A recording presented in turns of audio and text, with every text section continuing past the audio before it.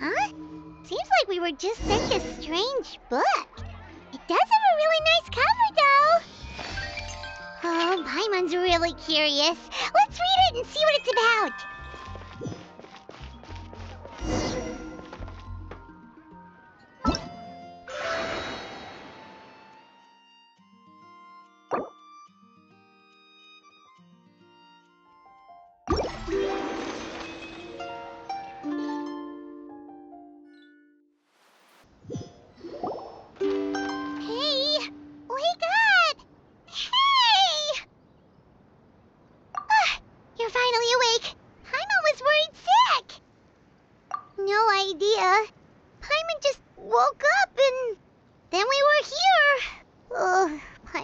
Is all dizzy. The scenery here looks different, too. Oh, what should we do, Traveler? Please don't tell Paimon someone abducted us and brought us to some strange place that we could never leave. You're right. Better to think of this as the beginning of a new adventure. Thank goodness you're still here. If Paimon woke up alone, she probably would be trembling in a tree hollow.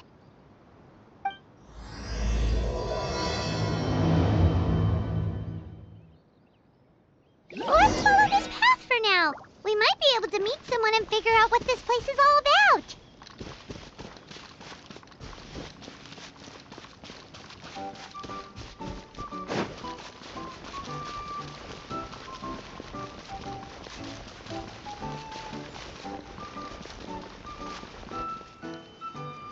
Traveler, did those plants by the road look weird to you? It almost looked like they were made of paper. And those two frogs over there? Yeah, they look like pieces of origami.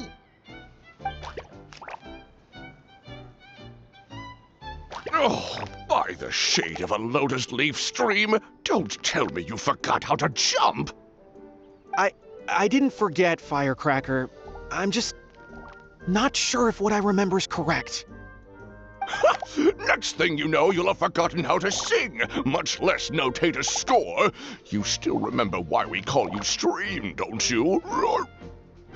Yeah, because I've got a great singing voice. Although these days, the name seems more ironic than anything. Not just a great voice, one that evokes the gentleness of early morning dewdrops flowing into a spring.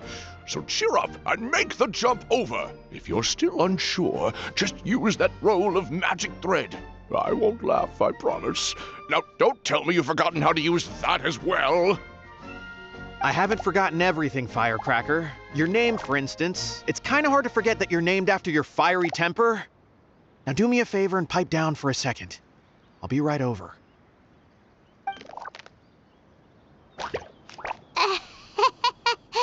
You saw that too, right? Paimon's not seeing things, is she?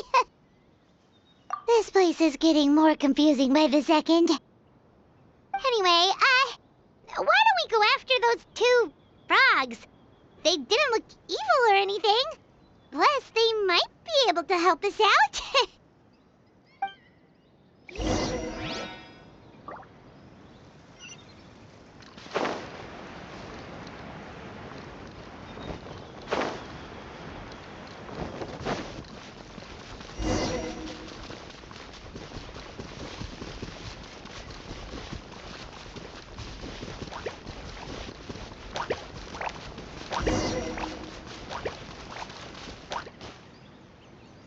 Guess we're not catching up to those frogs. They were so fast. Paimon couldn't even tell where they hopped off to in the end. Excuse me, honored travelers. Did you come from the Cliff of Prophecy, perchance? The chubby paper hamster just talked. Chubby? Who are you calling chubby? I've just got a slightly thicker layer of paper on me, that's all. Allow me to introduce myself. My name is Armand, and I'm an elder of the Forest of Blessings. I've been waiting here for the hero of prophecy to arrive. Traveler, could you pinch Paimon just to make sure she's not still dreaming? Pinching, you say? Well, I can help with that. Although you'll have to get a little closer. My arms are rather short.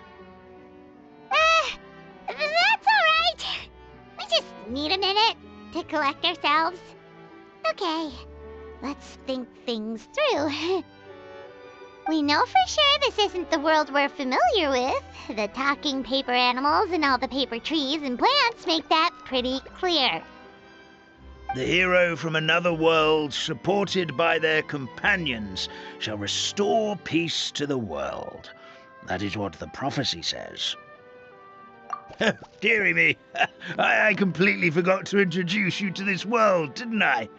And here I am, getting all excited by the arrival of the hero.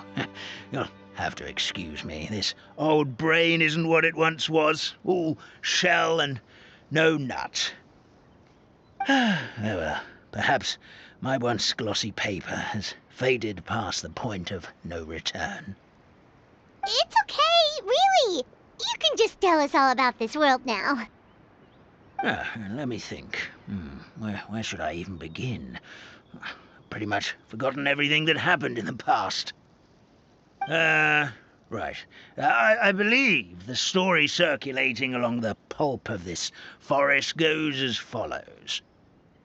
A long, long time ago, 3 goddesses created this world and named it Simulanka.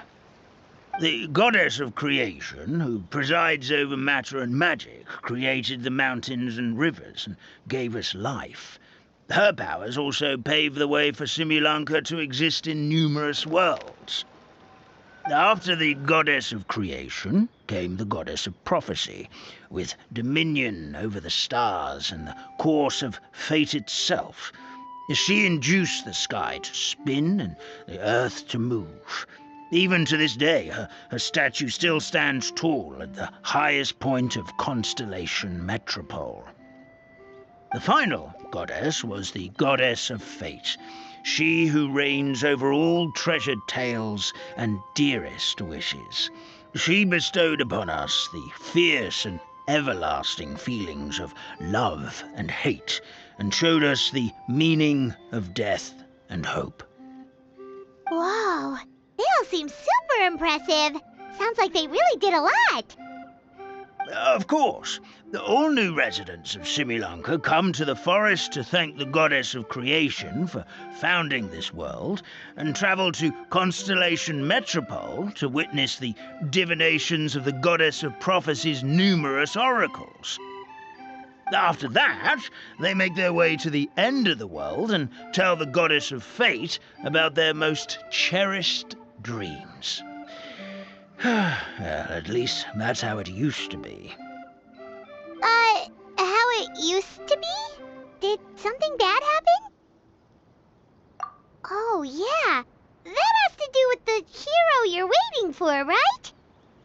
Yes, this old brain of mine may have forgotten many things, but I will never forget the day the evil dragon descended upon our forest. It came down from the skies in an ominous black mist and ravaged our homeland. Its gigantic footprints can still be seen in the kingdom of breezes and bells. We're incredibly fortunate that no one was hurt. Sounds terrifying. Terror doesn't stop there, I'm afraid. Ever since the attack, the Calligraphy Tavern in the forest has been closed. No one knows why, but it's a catastrophe of the highest order for us, forest dwellers. A catastrophe of the highest order? All because a tavern closed? If we were talking about Mondstadt here, Paimon might understand, but is it really all that serious? Good goddess of creation above, we'd take even the greatest flood over the closure of the tavern.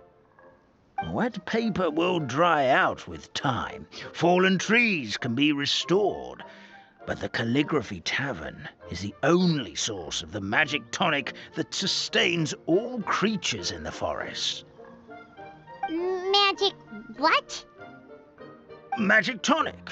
It was gifted to the forest by the goddess of creation herself. A special potion that helps us maintain our vitality. Well, Our bodies will gradually crumple and become brittle until they eventually disintegrate entirely. Our colors will fade and we'll start to lose our memory until we can't even remember our own names. But wait, Grandpa Almond, does that mean you've already... Oh, I'm afraid so. The color has all but completely faded from my paper. To be honest, all I really remember is that I'm supposed to wait here for the hero of prophecy. But I've already forgotten who gave me that order to begin with. Then we've got to act fast! How can we help? Oh, brave Pixie. May the goddess of fate reward you and your friend for your kindness. Could it be you're the heroes I've been waiting for all along? Not sure how we know that. Plus, we can't even remember how we got here, so it's not looking too promising. Well, this is turning out to be quite the conundrum for old Almond Brain here. The prophecy never mentioned anything like that. For now, why don't you come with me to the Hut of Blessings? Our forest fairy lives there. Maybe she'll know what to do. Whoa, a forest fairy? Like one that knows magic? Oh, you betcha. She's prophesied to join the hero on their journey. Well then, she sounds like exactly the kind of person we need. Please lead the way, Grandpa Almond.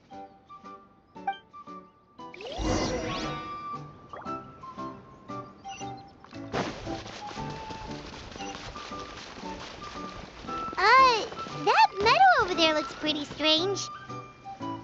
That's what the Calligraphy Tavern looks like. Now it's lost all of its color.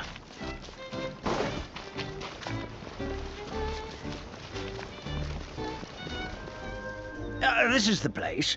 If you could just wait a moment, the fairy should be... Traveler! Paimon! Paimon knows that voice! It's really you! I'm so happy to see you! Sorry. So Nilu is the forest fairy? Well, you certainly look the part. Thank you. To be honest, I'm still getting used to it. It's the weirdest thing. I remember I was reading a book at the Grand Bazaar, and then I guess I must have fallen asleep at some point because, well, then I woke up just like this. And in my dream, someone spoke to me. They said, "You are the fairy of the Forest of Blessings. Now go, save the forest with your magic." At first, I thought this whole world was just part of the dream, but no matter how hard I tried, I couldn't seem to wake up. I couldn't find anyone I knew from the real world either. Sounds similar to what happened with us. We also have no idea how we got here. Anyway, sorry for my reaction back there. I got a bit too excited when I saw you two. It's okay, we totally understand. We were looking for a way out too. At least we know we're not alone. Oh, blessed be the goddess of fate above. You're already friends with the fairy of the forest. Grandpa Almond, thank you so much for bringing my friends here. Could you let the others know I'm coming? I'll head over right away. Of course, leave it to me. Hey ho, pistachio. Today truly is a blessed day. Wow, Nilu. Looks like you made short work of getting to know the locals. Well, when I arrived here yesterday, Grandpa Almond told me all about the state of this world. Since they think of me as their forest fairy, I just felt like I had to try to help them. Oh, so you mean like using some kind of forest magic to repair the tavern? Unfortunately, I don't know how to use the magic of this world. I've tried using my vision, but it doesn't seem to work here. If the books stored in this hut are anything to go by, this seems to be the place where the goddess of creation first made the townspeople of this forest. She folded the pages of books into small origami animals, gave them life with her magic, and with time, That's how the Forest of Blessings took shape. Maybe one of the books here could teach us how to use magic. I read them all, but only found one reference to magic. The incantation, abracadabra, means to create what I say. This is a world made up of words, where fantastical powers can be wielded by all. Okay, so basically everyone in this world can use magic? That's nice, but still kind of vague. Yeah, from the other books I read, it seems like this goddess really likes to play fast and loose with the details. So, what should we do now? Didn't you say you were going somewhere, Nilu? Oh, yes. I was going to help some of the other residents of the forest. They've been busy making preparations to reopen the tavern, so I thought I could help out. Got it! Guess we should just focus on what we can do for now. This whole thing is making me pretty nervous, actually. It's like I've been pushed on stage without being taught the choreography. Since I'm already wearing the costume, though, I might as well try to play the part. It's what a professional dancer would do. And who knows? Maybe I'll find my own magic along the way. All I can do is try, right? At least you're optimistic. Thank you. Then let's go.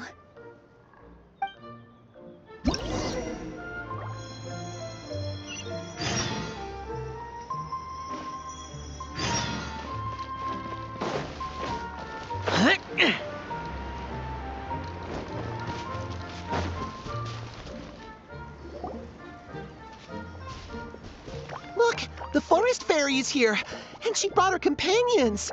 Grandpa Almond was right, they do look promising. Hello there, everyone. I heard you were working on the piping for the calligraphy tavern. Is there anything we can do to help? Oh, we wouldn't dream of troubling you with our petty problems, my lady. Don't you worry, we have it all under control. You sure about that? Because from where Paimon's floating, the piping is looking pretty chaotic. Yes. We have my careless friend to thank for that. He promised we could leave the pipe connecting to him, and, well, the results speak for themselves. Hey, I just wanted to inspect each pipe. This is the network the magic tonic has to flow through. I was just trying to be thorough, so I disassembled the whole thing.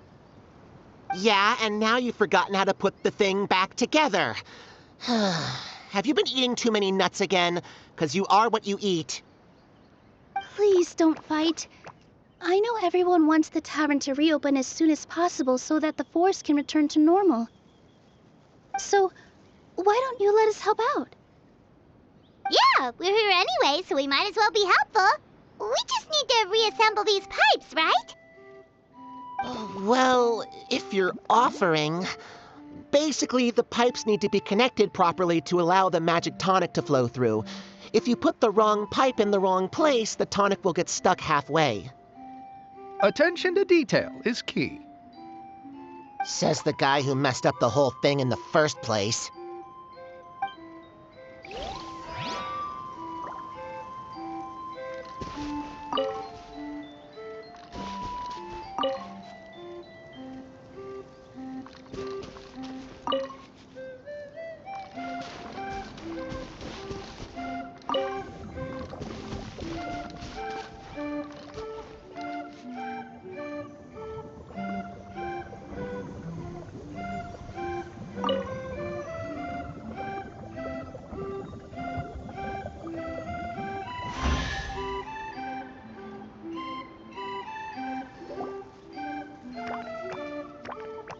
Oh, amazing! You did it! Now the tonic will flow into everyone's cups without getting stuck, right? Oh, gotta say though, Paimon is starting to get pretty curious about this magic tonic. Could she have a teeny tiny sip? Just a little taste, please? It's not greed, it's curiosity. Well, if it's really just one sip, I guess that would be fine. Just be careful. This is one of the last cups left in the entire forest. We're supposed to save it for our research. Just a sip, promise. Okay, here goes. We will... What was that? Oh, it's sticking in the Paimon's tongue. Wait, is this just regular ink? Wait, does that mean what the legend says is true? The goddess of fate used ink to compose her stories on paper, and the goddess of creation used her power to bring those tales to life. No wonder the tavern is so important to the forest. Maybe the fading disorder occurs when the ink within the body dries up. That would explain why the beings here are forgetting their own stories. Oh. I'm not really sure I can really wrap my head around this conversation, but there's no need to get all worked up on our behalf, my lady. With the pipe installed, I'm sure the tavern will be up and running in no time. What do you mean, can't wrap your head around it? The fairy is recounting the story of how the goddesses gave us life. In fact, I've seen the goddess of creation with my own eyes. Really? Don't be ridiculous. There's no way you're old enough to have met her. We're the same age, and I think I would know considering we went to tell our wishes to the goddess of fate together. So stop talking a load of papier-mâché. Oh, fine. It was my grandfather, all right? He was the one that saw her. He said that one day after he finished work, he saw the goddess of creation grant us life with his own eyes. In her hands, she held the very paper used to form our bodies. She whispered something into the pages, and then suddenly a paper frog was born, ready to leap into the world. Oh, it was spectacular. Cut the theatrics, will you? You weren't even there. Wait, so that's it? Paimon thought creation magic would have a little bit more pizzazz. Oh, so in your world, the creation of life is a much showier affair? Huh, I'm learning something new every day. Well, that's not exactly what Paimon was trying to say. Magic doesn't have to be spectacular.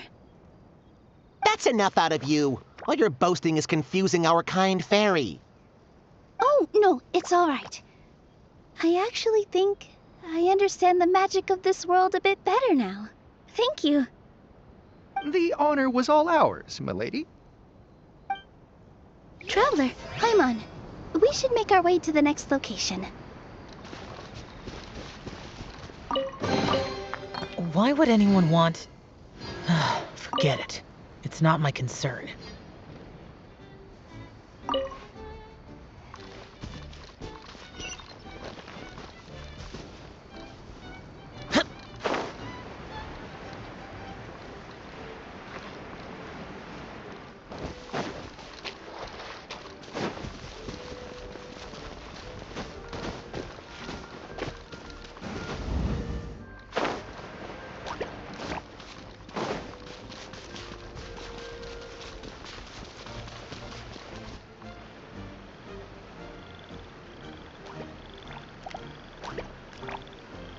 Oh, Stream! Your rhythm is off again! At this rate, it doesn't even matter if the tavern reopens. The band's not even going to get any gigs! I'm sorry. Hello there. I hope we aren't interrupting your rehearsal. Wait, these are the two frogs we saw on the road a little while ago. Ah, the forest fairy is here! For the love of lotus leaves and dewdrop, Stream, you've really got to put in some effort now. But Oh, don't pressure yourselves on my account. Are you rehearsing for a show? Sure are. You see, our group regularly performs for guests at the tavern. We've been out of work for quite some time, with the closure and all, but after hearing of the fairy's arrival yesterday, we figured we needed to get in performance shape right away. I understand how you feel. Back at the Grand Bazaar, Zubair Theater's always busy with rehearsals, too. The Grand Bazaar? Do people there sing on lotus leaves as well? Yeah, they do. And it's a really big one. You're the conductor of your group, aren't you? You remind me of Mr. Zubair. Ah, then he must be an ambitious director. One who would do anything to avoid disappointing a single member of the audience. It's just... Is there anything we can do to help you, Mr. Stream? Oh, no. My problems are mine and mine alone. It's just, after the tavern closed, I somehow forgot how to sing. I'm always a few beats behind everyone else, and I keep singing out of key. You were our trump card, our best singer by a mile. I know, but... So he is a victim of the fading disorder too?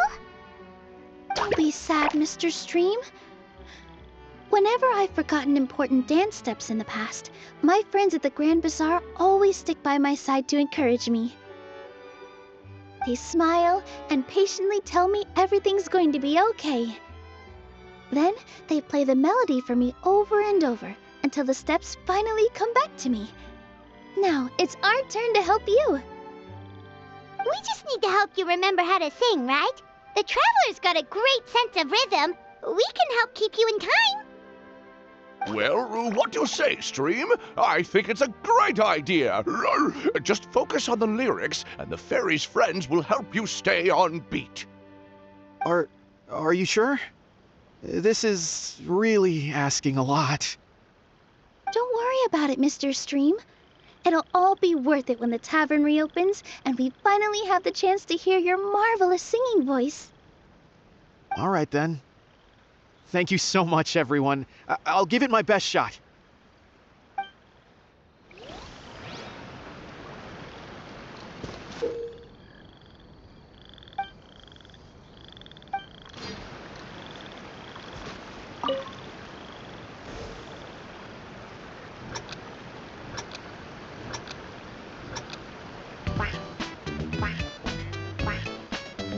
Excellent! Perfectly in time.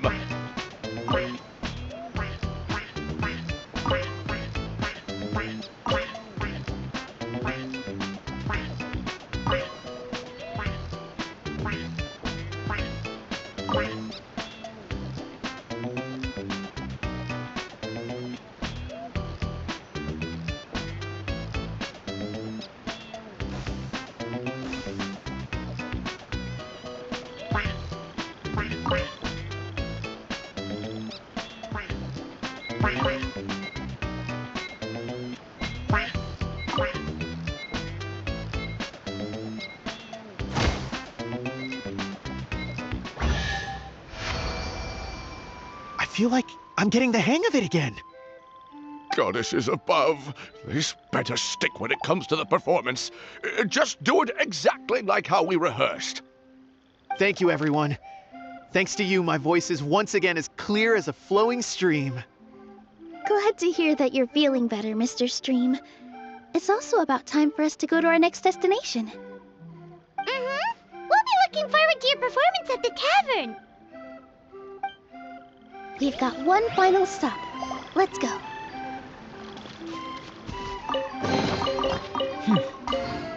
There's quality here.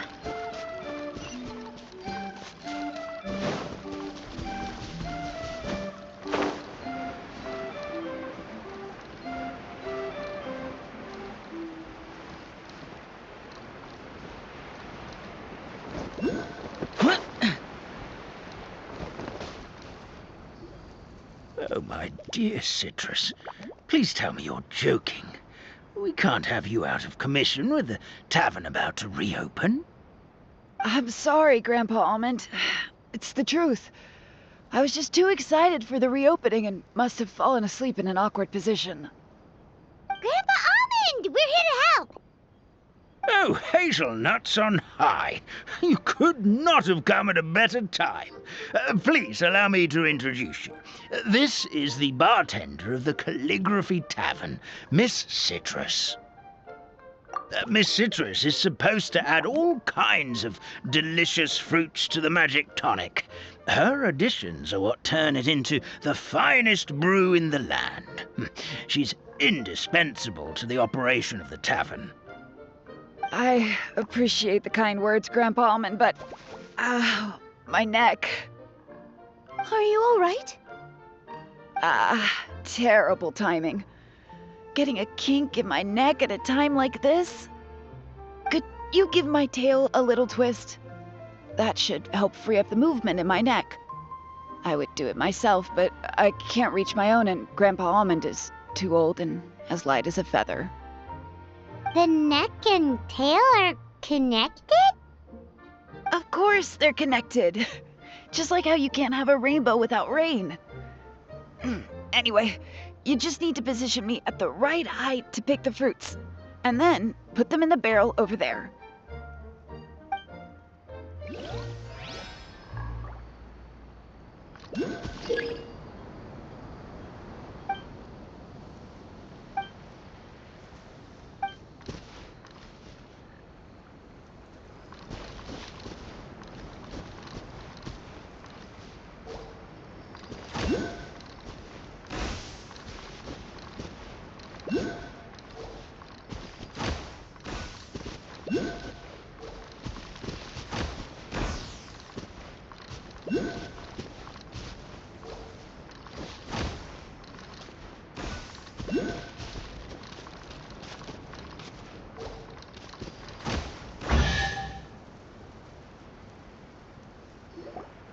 Perfect! My neck feels much better. So there really is some kind of connection between your neck and tail. Thank you so much, everyone. I can rest easy now, knowing the drinks at the tavern will be just as wonderful as before. That's another problem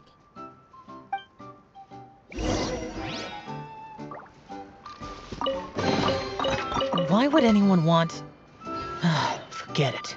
It's not my concern.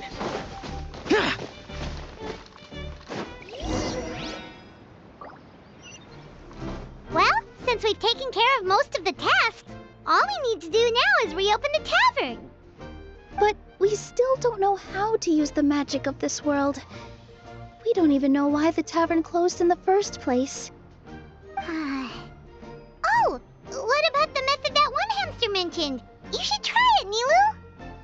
You mean the creation magic his grandfather saw outside the Hut of Blessings? I wonder. How exactly did the goddess of creation give them life? Maybe you don't need to understand it. Just give it a try. Everyone here calls you the Forest Fairy. Maybe you have the magic powers already and you just don't know it. In other words, this forest is a stage. And all I need to do is step out into the spotlight? Sounds just like a fairy tale. Well, we are surrounded by talking origami animals and magic potions after all. Almost seems like anything's possible in this place. You're right, Paimon. We won't know anything unless we try. In that case, let's see.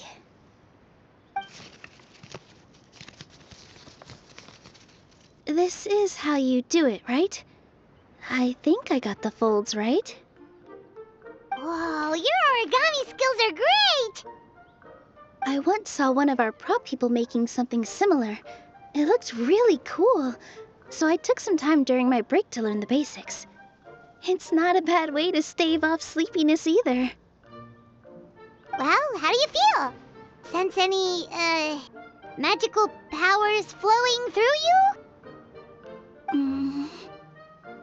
No. No? What are we missing? Magic words? But how am I supposed to know what the goddess said to bring them to life? Oh, good point! You're the Forest Fairy, Nilu! What do you want to say to the new resident of your domain?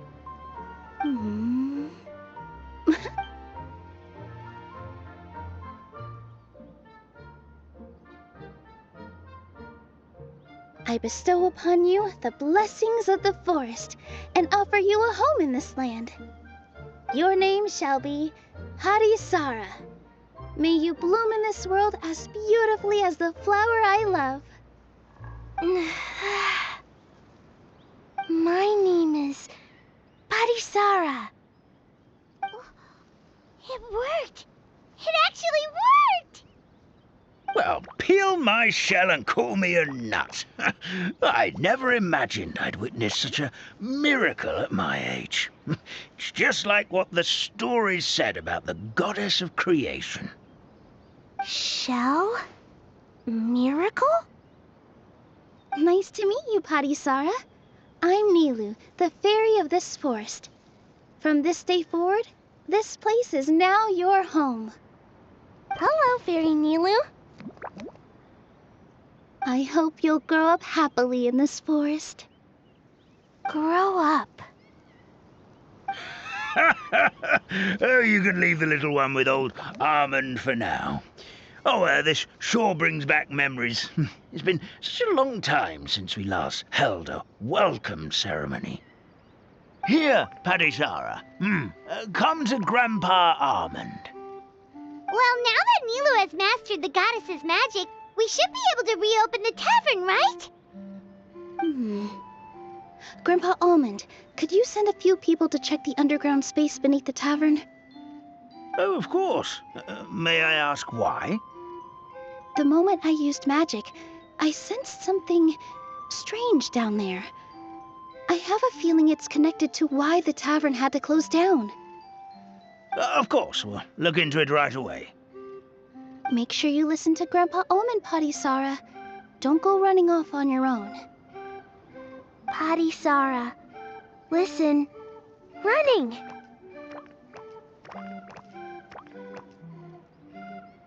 Hey, come back here, you! Wait!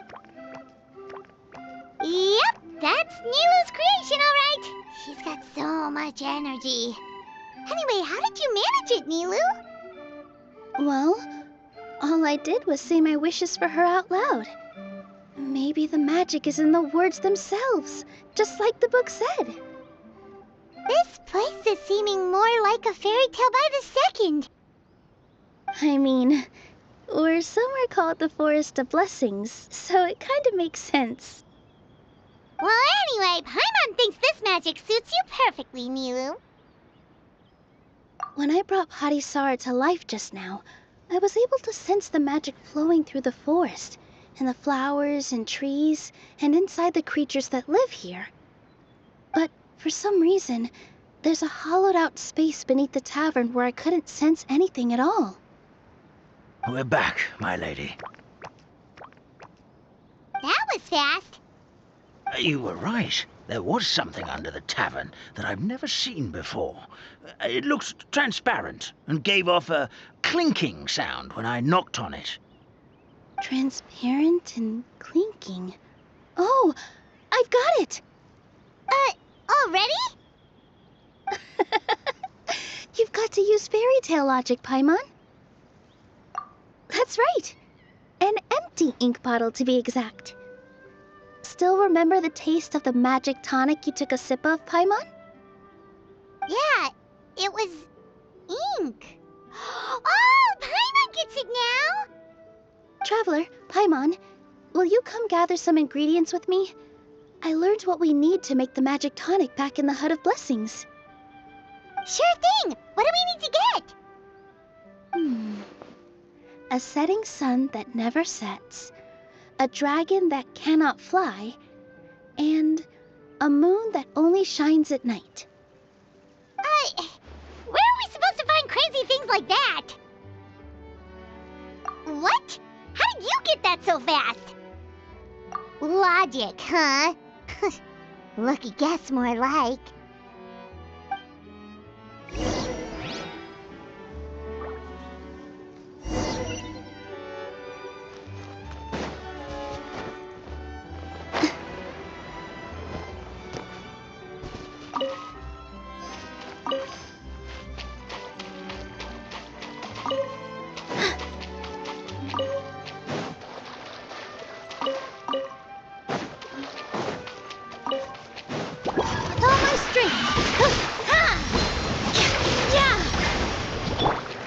wind knows me. Surprise.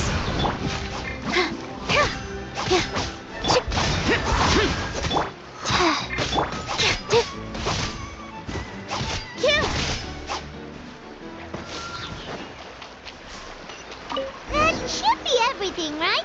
What should we do now? Let's go back to the Hut of Blessings.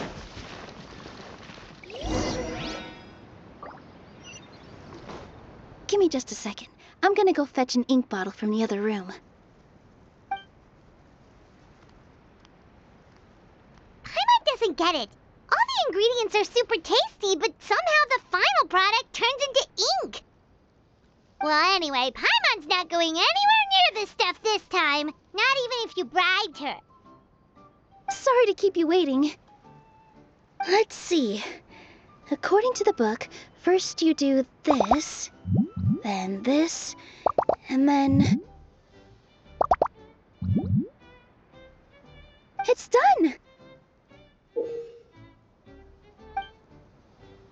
Wow, magic sure makes everything super convenient.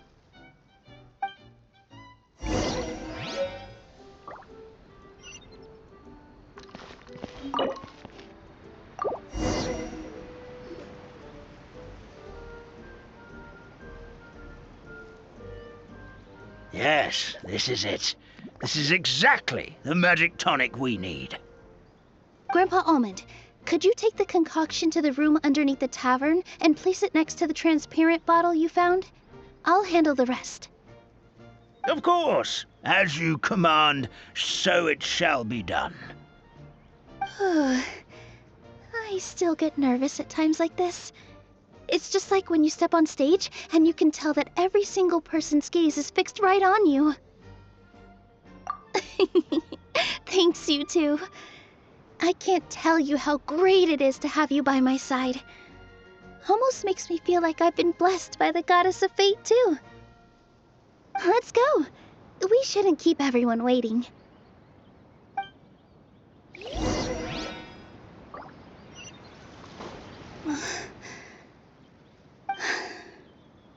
Forest, please heed my words and accept my blessings. May your spring of wondrous magic never run dry. And may all who call you their home lead happy, fulfilling lives.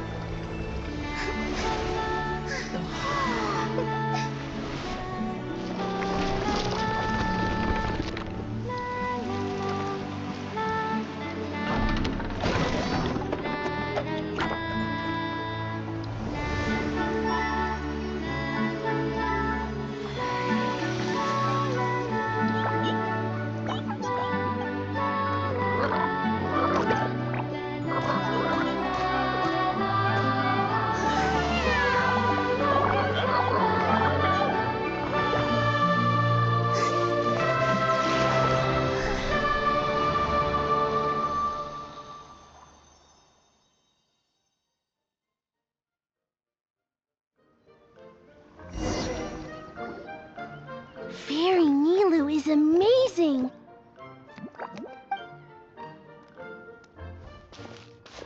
Wow, it's so pretty. What a beautiful tavern.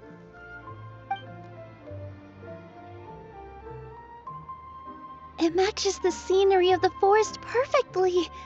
I was so surprised when it suddenly opened up like that. Just like a pop-up book.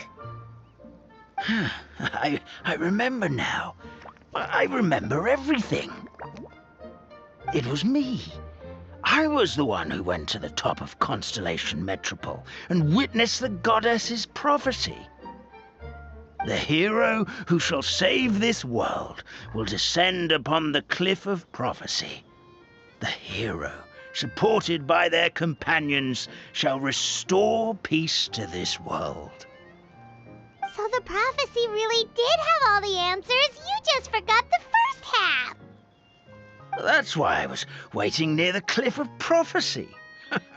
Wonderful, simply wonderful. There's still some hope left for old Armand after all.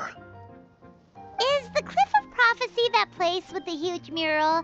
'Cause that is where we woke up, but we don't remember anything about how we got there. Also, we didn't get a change of clothes like Nilu. Are we definitely the heroes? If not you, then who else? You've already helped the fairy revitalize our forest. To us, that makes you heroes, prophesized or not. Alright. Either way, we're going to keep adventuring, even if it's just to figure out how we can get back to our world. Yep, that's exactly right! Helping people we meet on the road is kind of our thing. As expected, the words of the goddess of prophecy always come true. I'll come with you. It can't hurt to have a magical fairy tag along, right? Heroes and fairies, dragons and new adventures. This is sounding more and more like a fairy tale by the second. I would say your next stop should be Constellation Metropole. It's Simulanka's most prosperous city, just across the sea. Once you've arrived at the Astral Garden at the highest point in the city, maybe you can try seeking divine counsel from the goddess of prophecy herself. Are you leaving, Fairy Nilu? I'm afraid so. There are still other people who need my help. I won't go far, though, and I'll come back to visit the minute I have time to spare. So be a good girl, Patisara, and help out Grandpa Almond whenever you can, all right? Mm-hmm. Got it. Patisara will wait here for you. That's a good girl, Patisara. I almost forgot. If Constellation Metropole is where you're heading, you'll need to take the Maritime Express. I'll head to the station first thing tomorrow morning and wake up that lazy station master for you. Why don't you take a break for the rest of the day? You should savor the beautiful scenery of the forest before you go. Sounds great! Paimon definitely feels tired after being on the go for so long. There's a spot in the tavern with Paimon's name on it. Oh, sounds like someone's ready to order. Oh, well, if you're offering. Paimon will take a glass of Buell fruit tonic. But hold the tonic.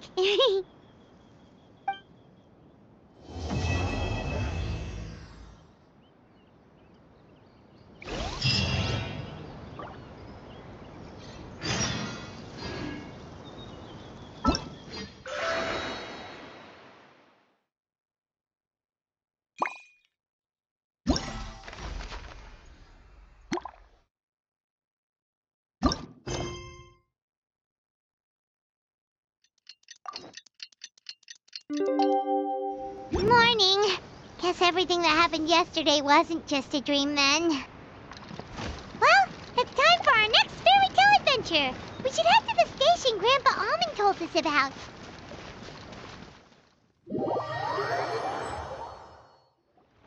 Get up, said Jewel.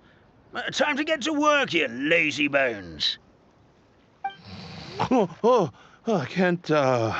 can't remember how to call the train. Just let me sleep a little longer, then I'm sure I'll remember. Don't try to pull one over on me, young man. Your fading disorder has been cured. I saw you chugging cup after cup of magic tonic in the tavern last night. You must be mistaken, Grandpa Almond. That guy definitely wasn't me. Oh, you remember my name now, do you?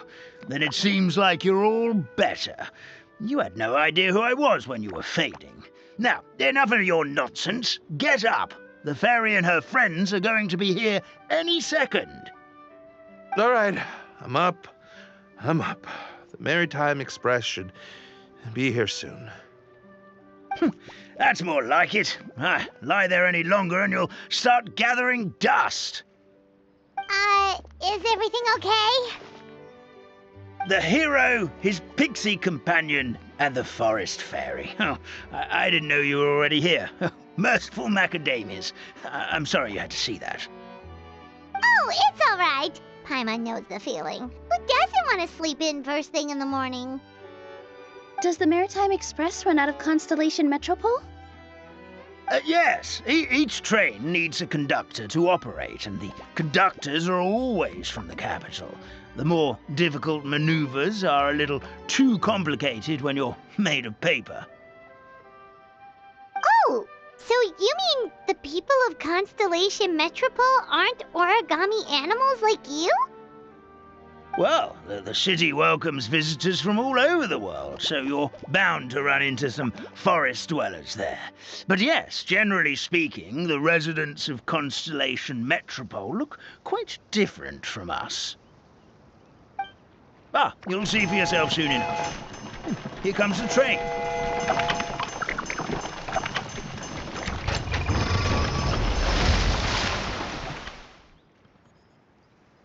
Pleasure to meet you, everyone. My name is Will, and I'll be the conductor for your journey today. I'm assuming you're the ones who called the train? Whoa, it's a little toy man! Yes, we called the train. The hero and the forest fairy need a ride to Constellation Metropole.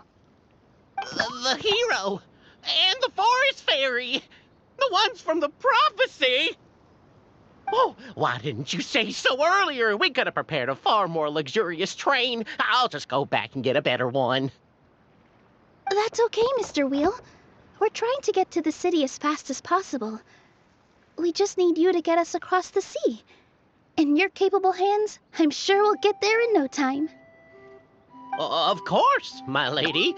It would be an honor.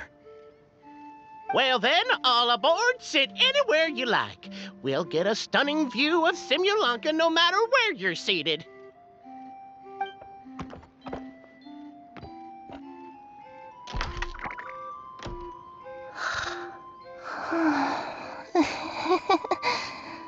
Oh, breakfast.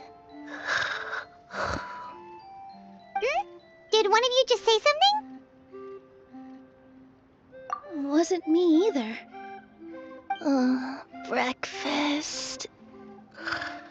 Oh, come back. Sounds like the voice is coming from inside the train.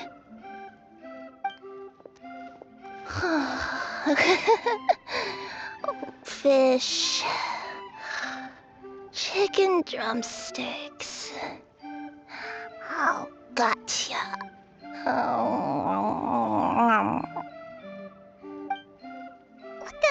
What's Kirara doing here?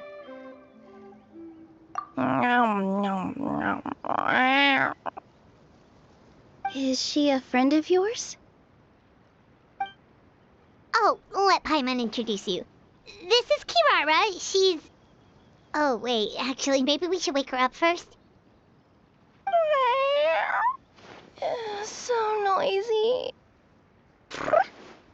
Is it morning already? Oh, morning. Huh? Traveler! Paimon! It's you? Which means... Oh, thank goodness. It was all a dream after all. Oh, gotta hand it to my imagination. It all felt super real. There were these toy people, but they were alive and they could talk. Madam, sleeping overnight in the train car is prohibited.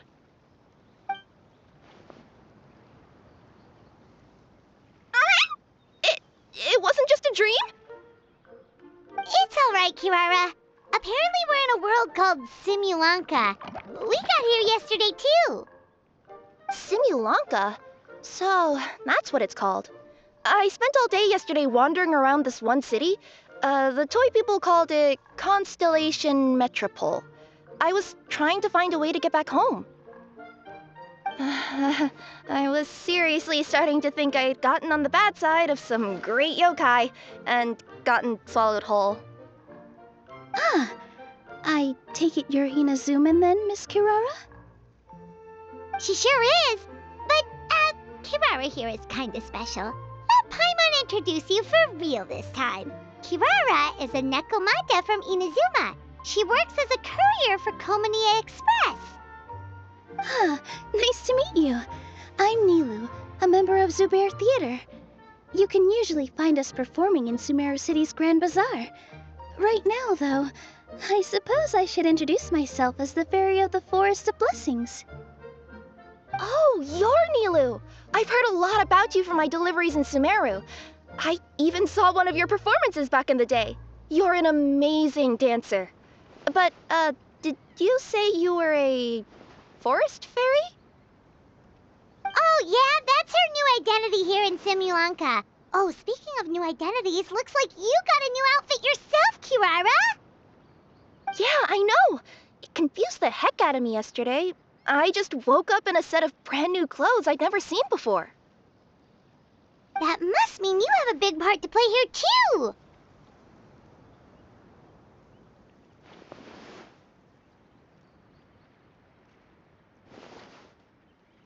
I think Miss Lynette would be better suited to that role, being a magician and all. Did you by any chance hear a voice speaking to you before you got here, Miss Kirara? A voice...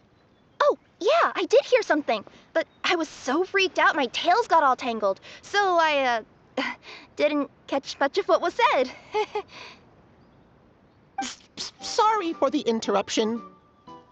But this, Nekomata friend of yours, she doesn't eat hamsters, does she? Or frogs? Oh, no need to worry, little guys. I would never do something like that. Well, unless I've been out in the wild too long without anything to eat. Oh, speaking of eating, I am getting a little hungry.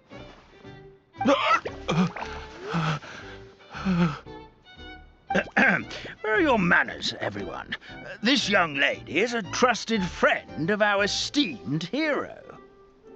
Now, I know a fear of felines is etched into us with ink, but I'm certain Miss Nekomata in boots here means us no harm. It sure looks like you're keeping your distance, though, Grandpa Almond. You will have nothing to fear, I promise. I met some origami animals in Constellation Metropole yesterday, and I even made sure to retract my claws so I didn't hurt them by accident. Plus, you all look just about as tasty as the cardboard boxes I deliver. Not that I'd try to eat you even if you did look tasty.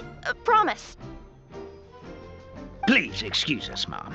It's just an unconscious reaction. Dear passengers, it's almost time for us to depart. Oh, yeah, that. Whoops. This turned into a pretty long conversation, didn't it? All right, let's get on the train. You coming with us, Kirara? Mm-hmm. I'll ride with you to the next stop.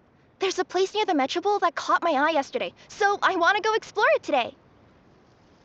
Then all that remains for me to say is, on behalf of the Forest of Blessings, thank you once again for all you've done for us. May the Goddess of Fate be with you and bless your journey, Madam Fairy, Miss Nekomata in boots, and our brave heroes. Please do visit us in the Forest of Blessings again, once peace has returned to this land. We will. We'll definitely meet again. Take care, Grandpa Almond.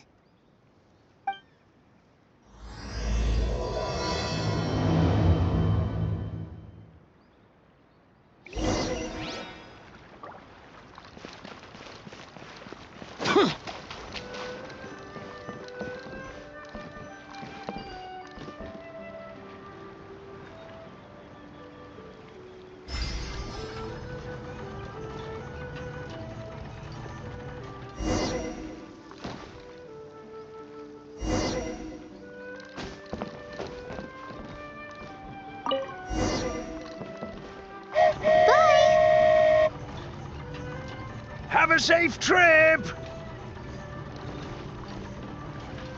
Wow, a train ride over the sea? What an incredible view! Please keep your head and arms inside the train at all times. We don't want anyone falling into the sea.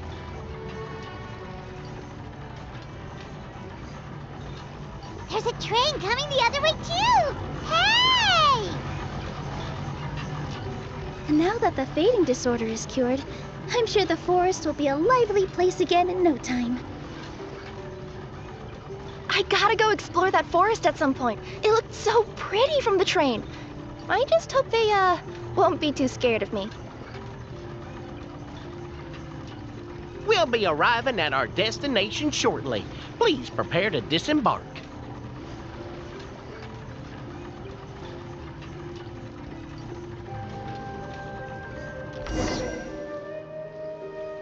Here we are! Constellation Metropole is right over there. It's a short walk from here to the Gear Sky Ladder, which will take you right to Metropole Square. And thank you again for choosing Maritime Express. Great! And thanks to you for a smooth and pleasant journey, Mr. Wheel. The train cars were comfortable and spacious, and I had a great night's sleep. I'll definitely be back. As you wish, ma'am.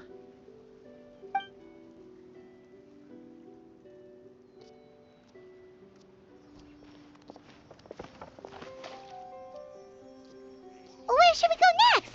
Is that place you wanted to check out nearby? Mm-hmm. I took a walk around yesterday, and it felt like there was something weird about it. So, I think I'll indulge my curiosity and go investigate.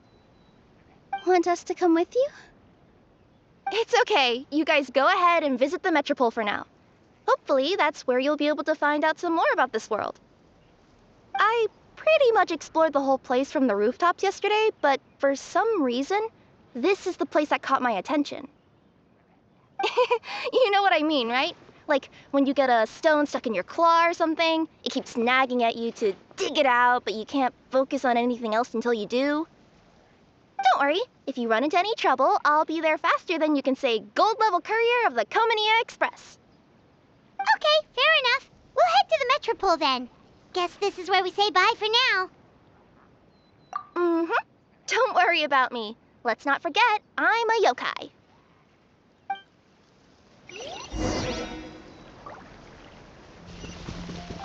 Help me! Somebody, please! Help me! Help! Oh, Goddess of Prophecy above, would you kind souls please help us? What happened here? Why are you all suspended in midair? I mean, being stuck in midair still beats falling to the ground and being smashed into a pile of blocks, but... I told him to be careful, but... No, never mind. Now's not the time for that. My good friends, could I trouble you to turn the clockwork key over there? I'll explain everything in a bit.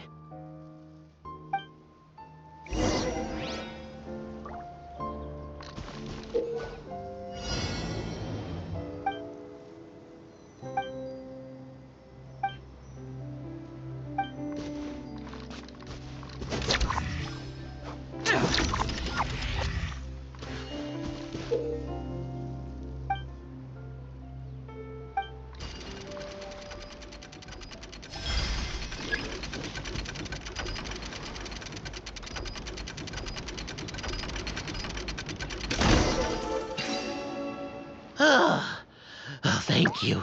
Oh, thank you. What happened there? It almost seemed like we turned back time.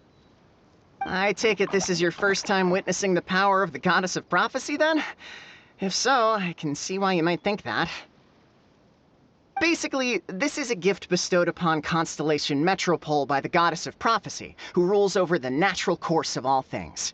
It helps those who have deviated from their proper path to get back on track. Proper path? Do you mean everything that happens in the Metropole has been planned out since the very beginning? Why are you saying that as if it's a bad thing? You're not explaining it clearly. Here, allow me. Of course, all the residents of the Metropole have the freedom to live their own lives. For instance, whether I use olive oil or sesame oil in my morning skincare routine is entirely my choice.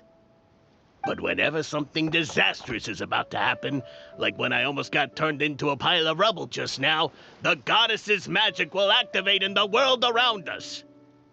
So, in other words, it's kind of protection magic? To keep people alive? You could say that. There are other situations in which it activates too, but that's basically correct. Well, in any case, we're glad no one's hurt. Are you heading to the Constellation Metropole? Yep. Do you know where we can find the Gear Sky ladder? Oh, it's just that platform up ahead. The one with the key sticking out. That thing? Are you sure? Yep, that's the one. Pretty much everything in the Metropole runs on tracks and gears. The Goddess of Prophecy watches over it all. Which is to say, all the tracks are fixed. If a machine is set up to move forwards, it'll never move in reverse. This reminds Paimon a lot of Fontaine's clockwork toys. You mean, like those music boxes with dancing figures? I think I've seen one or two from the merchants in Sumeru. Yeah, exactly like that. Anyway, sounds like it's not gonna suddenly fall out of the sky, so Paimon's okay now. Should we get going?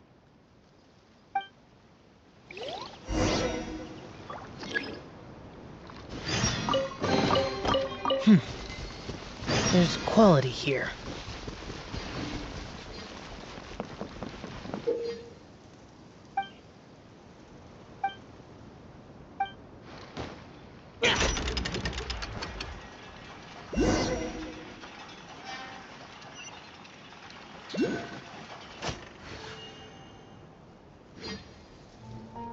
Whoa, what a bustling city! This place is fit for a king! Our next step is to get to the top of the Metropole and ask the Goddess of Prophecy for guidance. If there is a king in that castle, I sure hope he won't get mad at us for trespassing.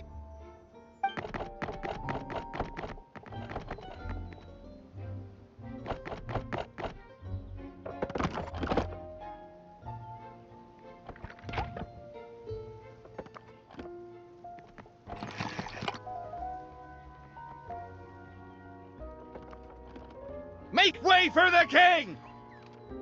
Oh, darn, we jinxed it. Oh, no. Did he overhear us talking about us sneaking into his castle? Paimon hopes he's not mad. Silence! The one who shall soon stand before you is the ruler of Constellation Metropole, the one who descended after a meteor shower, and the protector of order and all the stars in the sky.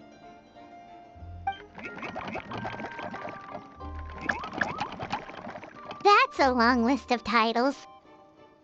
I bid ye welcome, guests from afar. Long have I heard of your grand deeds, O fairy, who restored the lifeblood of the forest, O hero, who, huh? Navia! Hold your foul tongue! How dare you utter Her Majesty's name? Nice one, partner. Spectacular improvisation skills. I'd expect no less from you. All right. You can relax now. Allow me to make some introductions. This is the Traveler, and his trusty companion, Paimon. You are personal friends with Her Majesty the King? Please, forgive our grievous mistake. We had no idea. All right. The welcome ceremony is over. Everyone back to your stations. I will personally treat our guests to some royal hospitality. Yes, Your Majesty.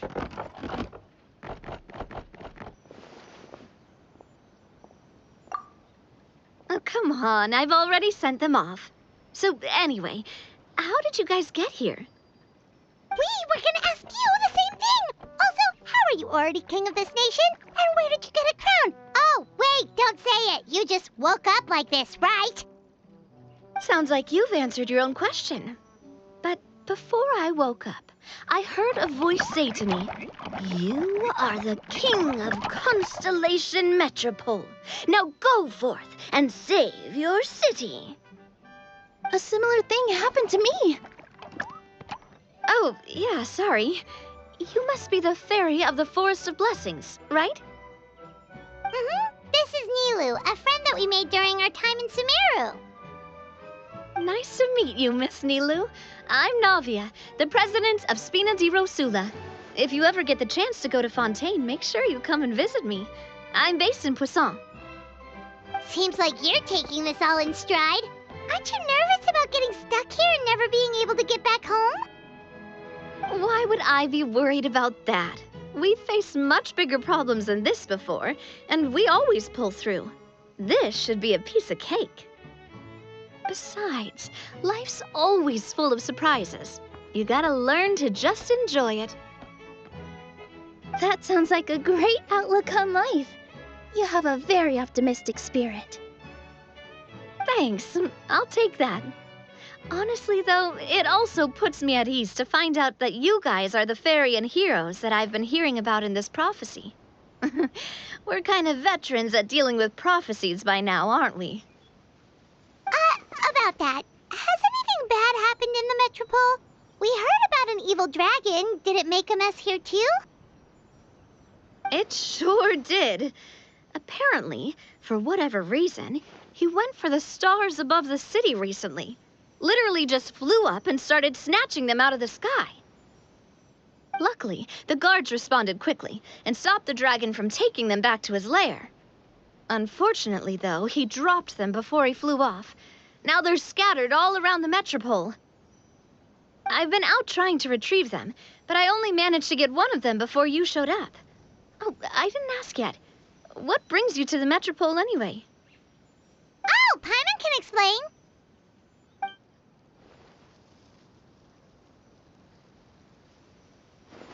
Huh, I see. So you want to consult the oracle of the goddess of prophecy? Do you know how we can do that, Miss Navia? Well, the goddess's statue is indeed at the top of the castle. I can take you up there.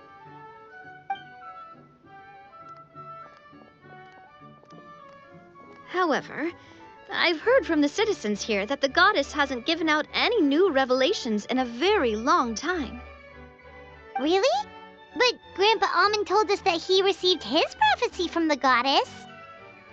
Oh, that's probably because the prophecy about the hero of Simulanka has been around for a very long time. But recently, people realized that the goddess didn't reveal anything about what's supposed to happen after peace has been restored. Huh. Okay. Still, can't hurt to try your luck. And maybe you can help me get rid of the invaders while we're at it. Invaders? So the dragon's not your only problem? Right. The forest isn't the only place where strange things have been happening to the residents. Have you come across the gift from the goddess of prophecy yet? You mean the protection magic that stops them from coming to harm? We saw it in action. Yep, that's the one. Over the past little while, this magic has been triggering far more frequently. We don't know if it's simply because the Metropole has grown a lot more dangerous, or if there's a deeper reason behind it. Some residents find themselves getting stuck in a place and unable to move. Others start repeating the same thing over and over again, like they're trapped in some kind of loop. If we were to use clockwork toys as an analogy, could it be that the tracks have eroded or the gears have slid out of place? That's exactly right, Nilu. That's basically what's happening. Anyway, some of the monsters outside the city saw this as an opportunity to launch an invasion. But we didn't see a single monster on our way here. That's because I already took care of most of them over the past couple of days. Of the remaining few, we trapped some of them inside the castle and chased the rest back out of the city. Okay, so to summarize, not only has the magic here gotten all messed up, but the dragons also knocked some of the stars out of the sky, plus there's a bunch of monsters in the city. Sounds like there's a lot more to fix here than in the Forest of Blessings. Well, defeating the dragon and the monsters should be straightforward enough. But how do we fix the magic? Supposedly, the goddess has had it all planned out for ages. One of her oldest prophecies says this: "Go and push the gear that connects up to the starry sky.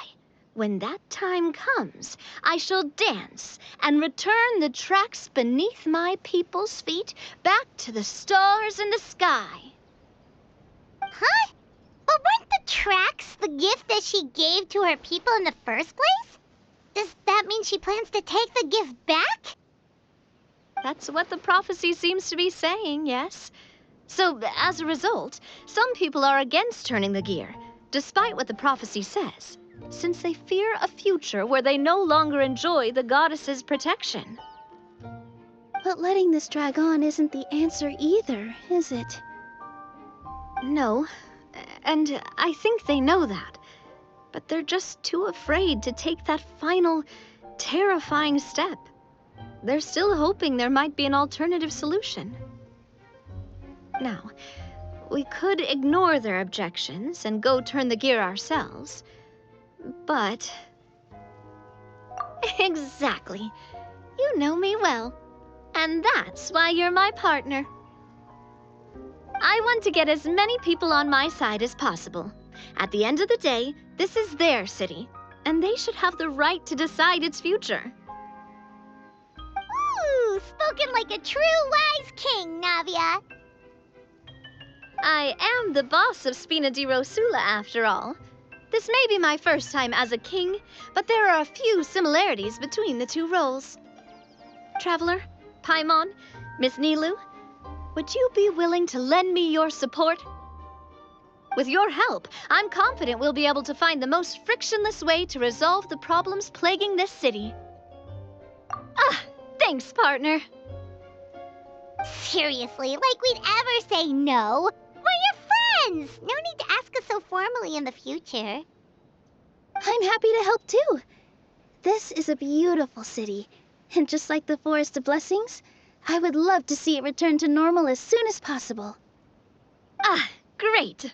As the King of Constellation Metropole, I extend to you my gratitude. All right, everyone, follow me. I'll show you the way to the goddess statue at the top of the Metropole. And stay close. You don't want to get lost in my castle. It's huge.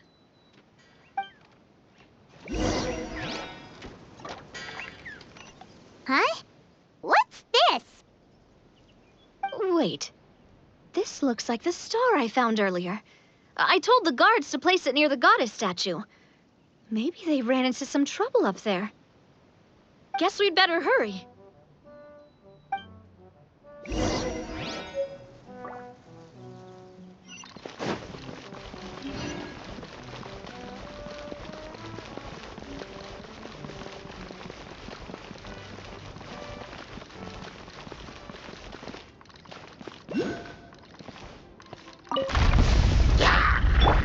One with nature. For it!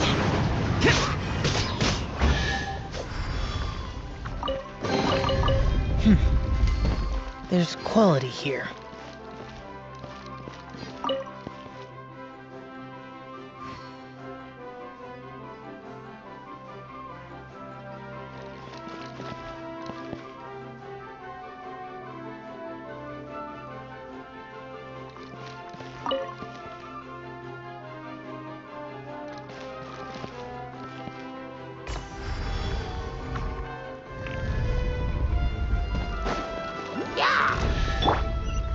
Shine down!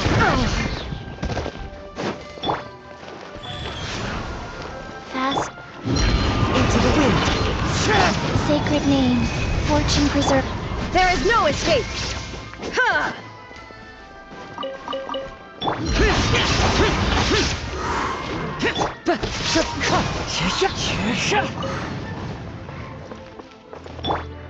Whoa! Why is the star on top of a mechanism? Uh-oh! More monsters incoming! Life goes on. Illusion shattered! Now you shall perish!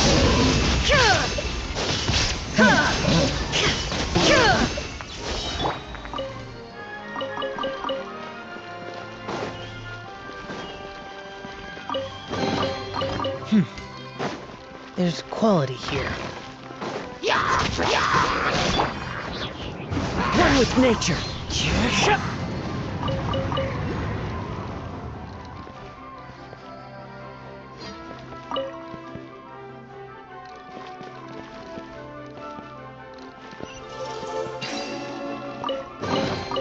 If it's useful, I'll take it.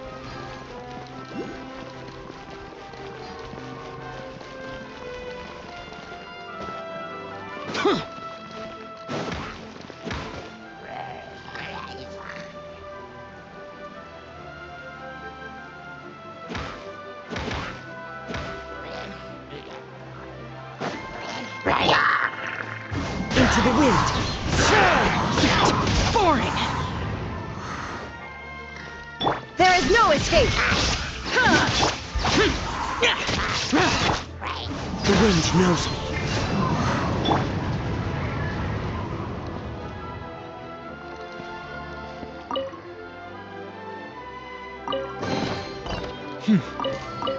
There's quality here. Feels like they really didn't want to give that to us.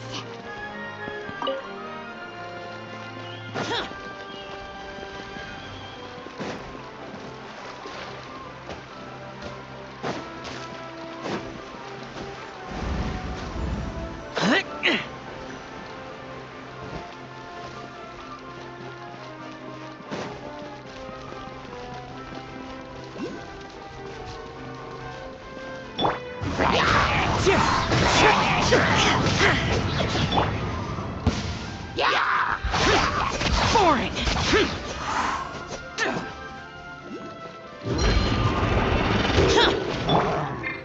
The wind knows me. Rise. Shine down. Boring. Get out of my way. Inazuma shines eternal. Ha!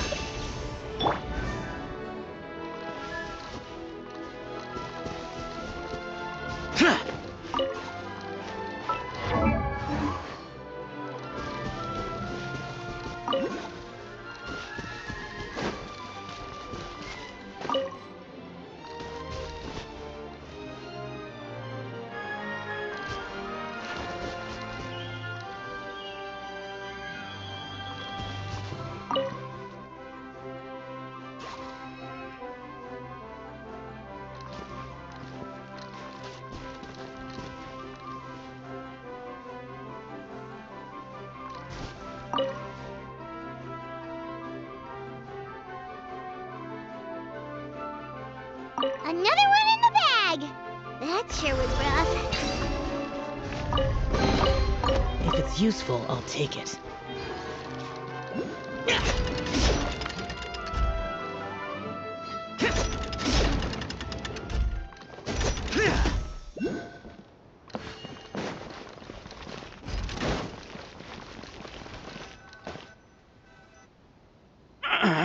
Drat!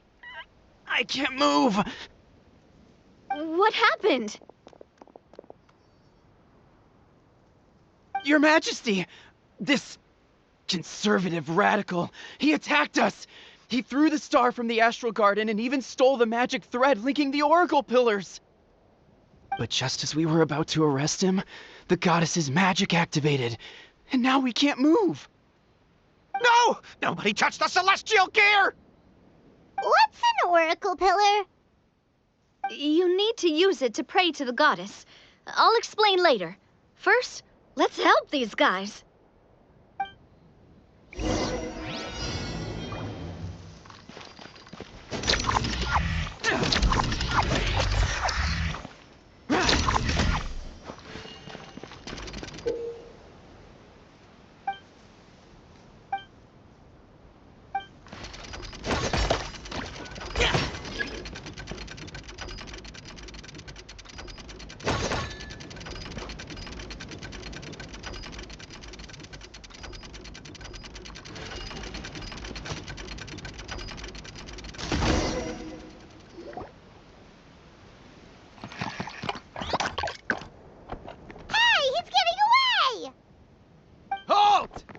It's okay. Let him go. But, Your Majesty! Even if we catch up to him now, we won't be able to change his mind, much less quell the fear that many others like him are feeling. All it would do is turn him further against us. Understood, Your Majesty. Also, This is the magic thread he was holding from the oracle pillars. Your Majesty, what should we... Ah, please give that to the traveler over there. I believe they have some questions for the goddess. Yes, Your Majesty.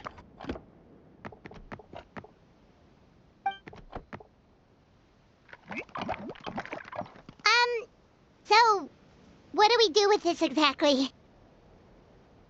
See those oracle pillars over there? Just use the magic thread to connect them together in a specific pattern, and the goddess of prophecy will answer your prayers. Oh, sounds easy enough. Let's give it a try.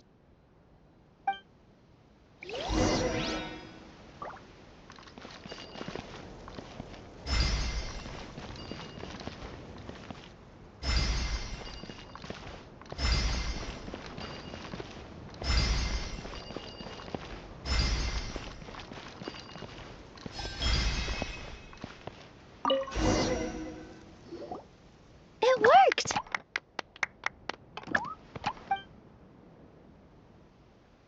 To which course of fate do you seek answers, my child of Simulanka? Go and push the gear that connects up to the starry sky.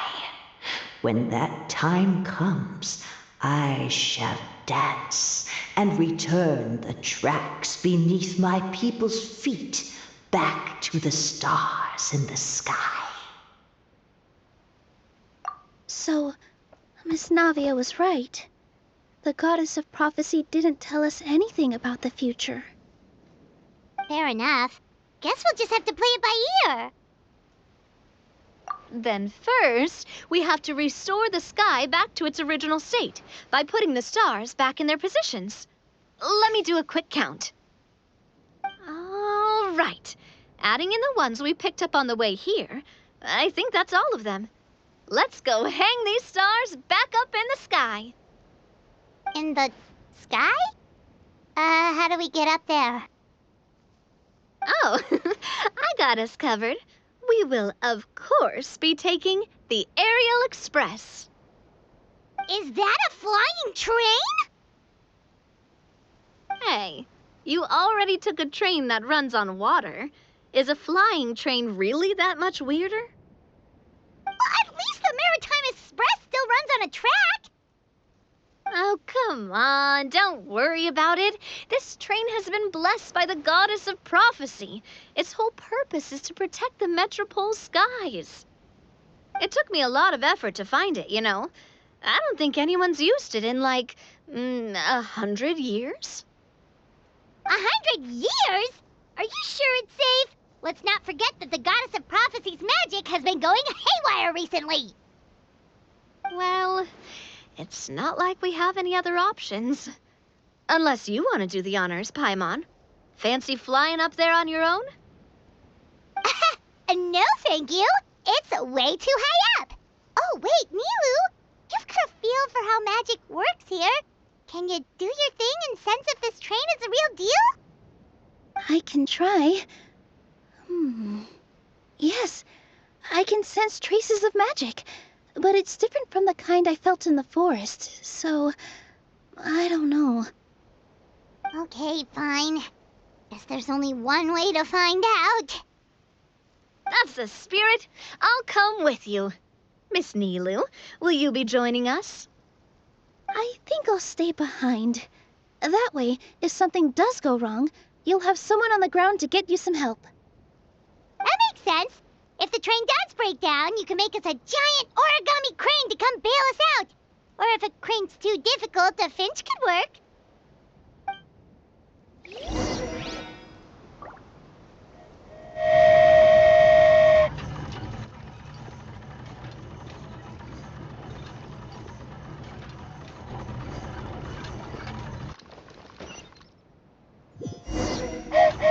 Choo-choo!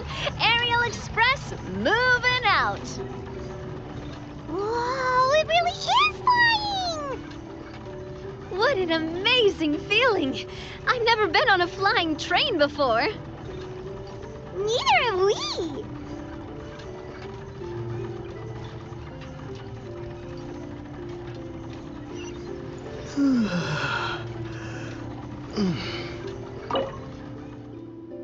That should do it.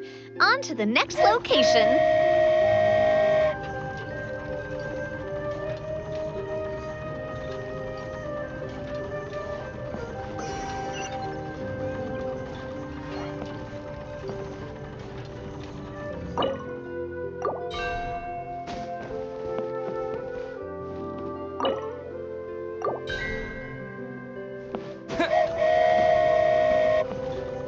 We're so high up. Don't look down. Don't look down. Oh, hang in there, Paimon. The hard part's nearly over. After that, it's downhill all the way. Don't say downhill all the way! That is the last thing Paimon wants to hear!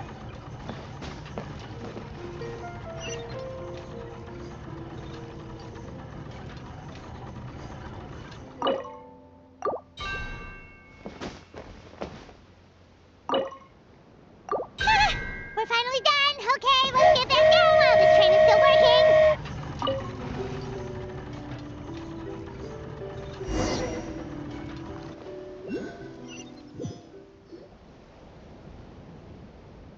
Great job! It looked like it all went smoothly.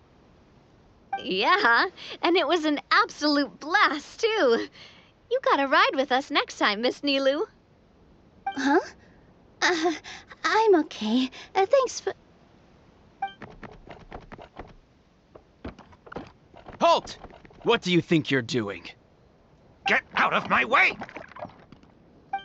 What's going on? Your Majesty, there! Let us through! Stay back! It's okay. Let them through.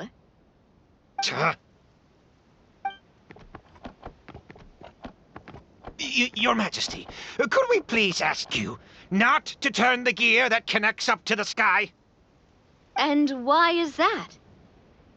As you have seen, the goddess's gift is very important to us. It keeps us from harm and protects our very lives. Some of us, we just aren't ready to lose that protection. I see. I understand. Huh? Your Majesty, do you mean...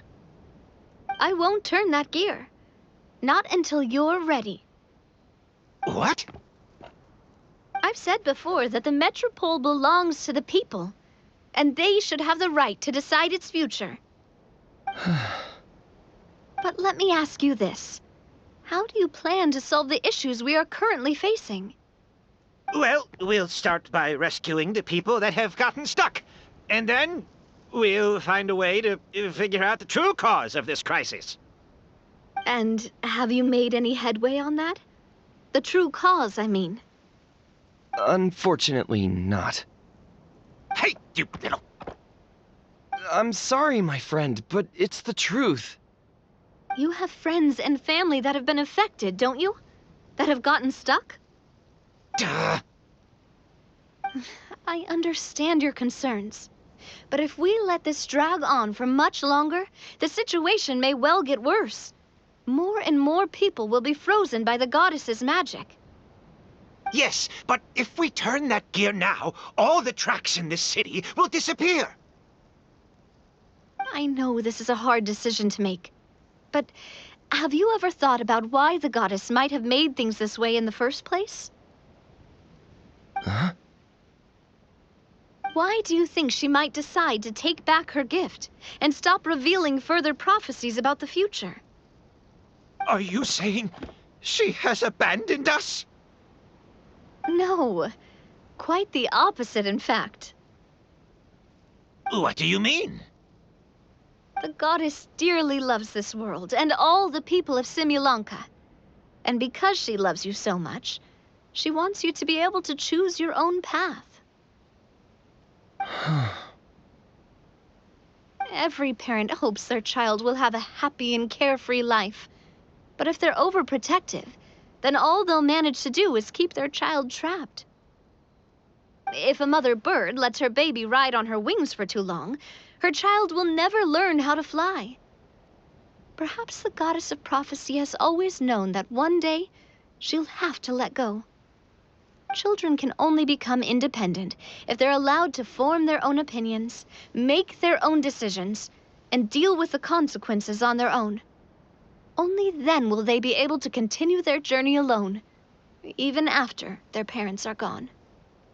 But we've relied on the goddess's protection for so long. We don't know what it's like to go it alone. We don't know if we have what it takes. Are you kidding me? I think you've proven yourselves more than capable of that. What do you mean? You made a call in a time of crisis, and you've come all this way to talk to me. Even the guards couldn't stop you. That must have taken a lot of courage. But we only did it because we were scared. Why you set out on the journey doesn't matter. What matters is that you've proven you can choose your own path. My friend, I fear our king is right. It is time for us to face our fears. What? But we... We can't go on living like this. Living in fear. Look at what it's driven you to do.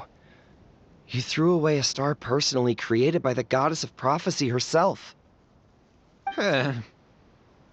You once revered her more than any of us. And I think the king is right. She hasn't abandoned us. So, why don't we put our trust in her one more time? I don't care anymore. Do what you want. Aw, he laughed. I'm sorry about my friend. That's just how he is. Always had a terrible temper. Please accept my apology for his impudent behavior. Is it just me, or has he accepted the goddess's prophecy? I think so. Not that you'll ever hear him admit it out loud. Your Majesty, please turn the gear that connects up to the sky. So, you've made up your mind? About giving up the goddess's gift? Yes, I've made up my mind. But maybe losing the gift isn't what this is about anymore. Because we've gained something too. You have given us courage. Well said. I am proud of your decision. Now, gather around, everyone, and join me as we make the night sky of this wonderful city turn once more.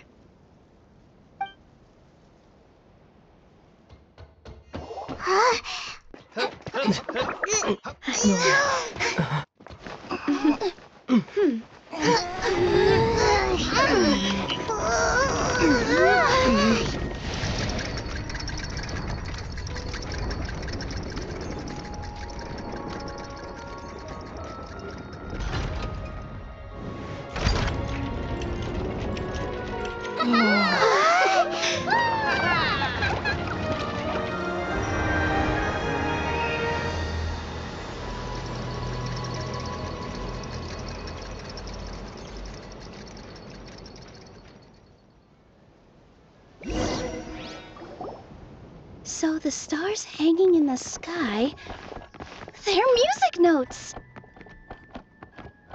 This entire metropole is a huge music box! That's incredible! How do you feel? A little scared and uncertain. But for some reason, I feel a lot more at ease. It's as if some kind of huge weight has been lifted from my shoulders. Figured out any next steps? To be honest, not really. But maybe I can start by having a heart-to-heart with that stubborn friend of mine. I have an idea. If you don't know what to do, why don't you start by helping the people around you? You mean the people who got stuck because of the goddess's magic? I mean anyone and everyone who needs your help. By helping others, you'll eventually find your own path. Trust me, I have experience in this. What kind of experience, Your Majesty? I Yes, we'll need a formal organization with a catchy name before we go out and start helping people. Why don't we call it the Spina di Rosula? Spina di Rosula. Ooh, or even the Spina di Rosula di Simulanka. Yeah, that's catchy. Wow, big expansion for the Spina. Moving into other worlds now. Spina di Rosula. I like it. It's a great name. Let's do as Your Majesty suggests. Well then, how about I appoint you as the head of the Spina in Simulanka? While I'm off fighting the dragon with the other heroes, it'll be your responsibility to work with the guards and take good care of the people in the metropole. What?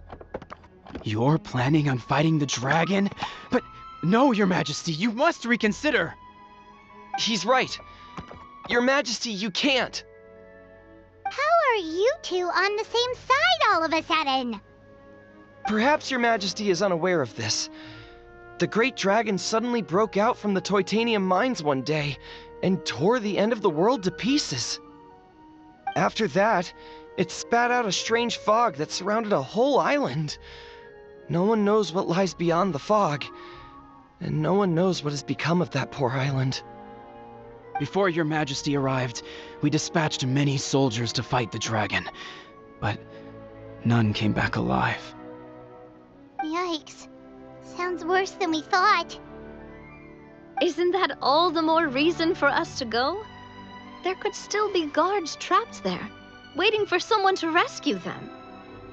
King Navia is right. We cannot simply stand by and watch as the people of this world suffer. Very well. Though I have not served by your side for very long, Your Majesty, 2 days is enough for me to have learned that once your mind is set, any attempts to change it are futile. You're a pretty good judge of character. He probably didn't mean that as a compliment. Since you're serious about this, I won't try and stop you. There's only one way to reach the end of the world, and that's by taking the Maritime Express. Oh, right. So there's a line going there too? Yes, it was originally built to serve the workers commuting to the Titanium mines, but it has been abandoned since the dragon attack. I'll tell the conductor to wait for you at the platform by the side gate to the Metropole first thing tomorrow morning. You're embarking on an extremely dangerous adventure. Please be careful, Your Majesty and friends. Oh, thank you for your concern. While I'm gone, I leave the Metropole in your capable hands. Yes, Your Majesty. Just call me boss from now on. That's what everyone in the Spina calls me, and it's what I'm used to.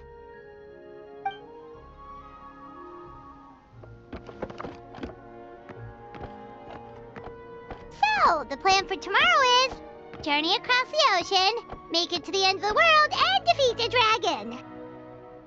Ooh, that's an adventure and a half. Do all storybook heroes have to work this hard?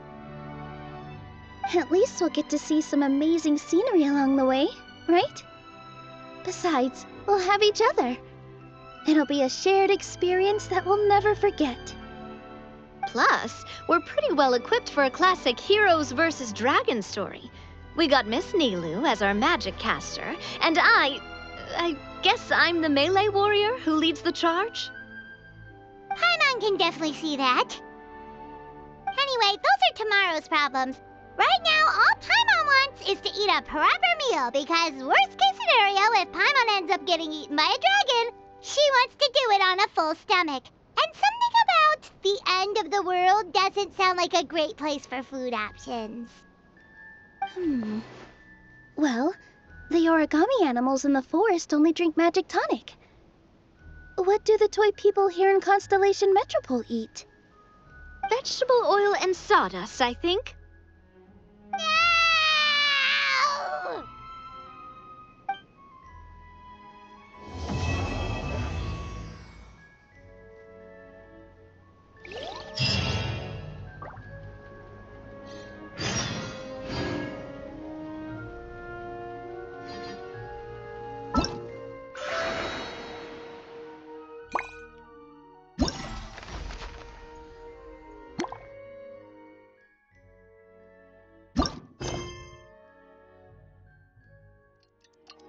The time has come to slay the dragon. How are you feeling? Nervous? I'm curious to see what this end of the world place is like. Come on, let's go meet the others at the station.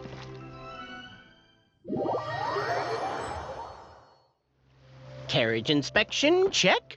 Wheel and axle inspection, check. Power inspection.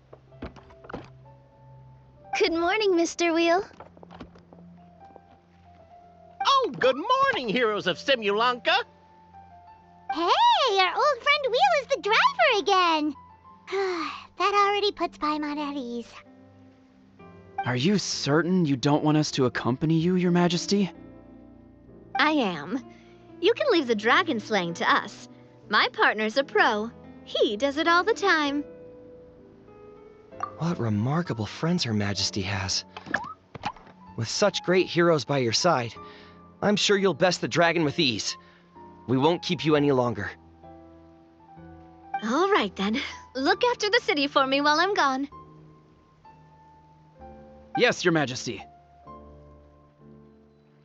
Just leave it to us.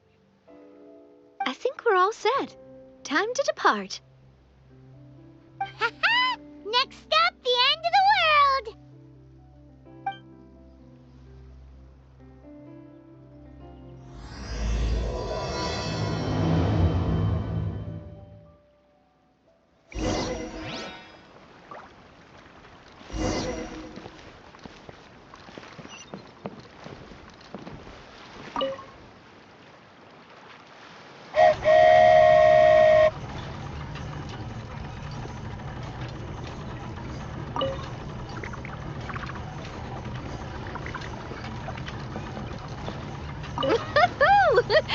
So this is what it feels like to ride a toy train. Ooh, you're really easy to please, Navia.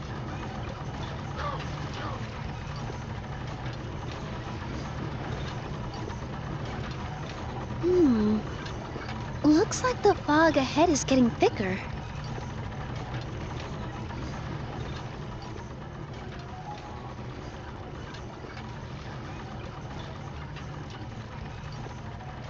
Attention, passengers. We've arrived at the transfer point. All change, please, all change. So we've got to switch trains, right? Huh? What's that? It looks like... Haley Churls, they've taken over that platform! Huh? What do we do? Just find somewhere to hide, Mr. Wheel. We'll take care of them.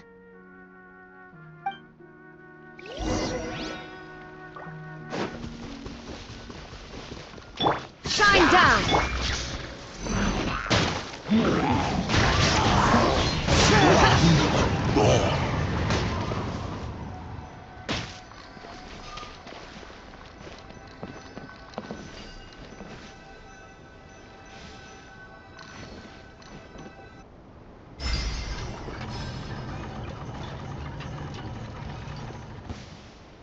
Yeah. You can. Into the wind! Wheel of Life.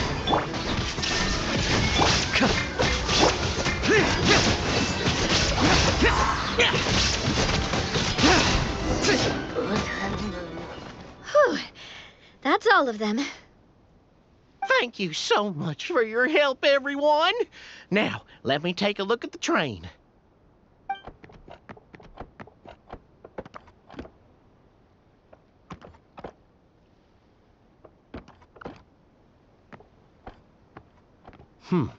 The carriage is a little scratched up, but there doesn't seem to be any real damage. And the engine's still operating normally, so I think we're good to go. Wonderful. Let's keep going then.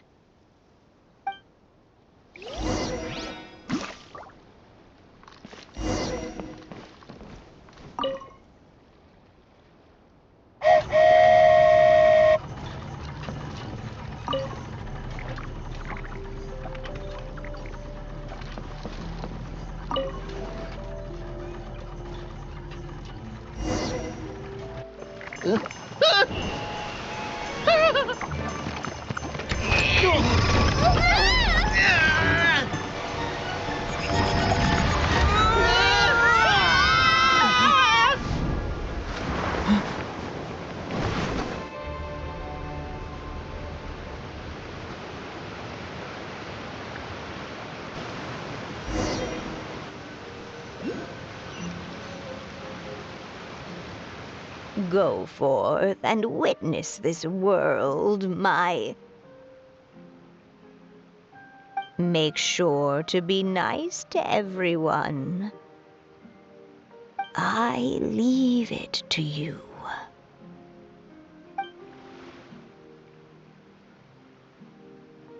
Are you okay, Miss Nilu?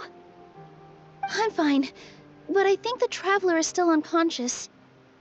We're lucky this guy caught us on the way down.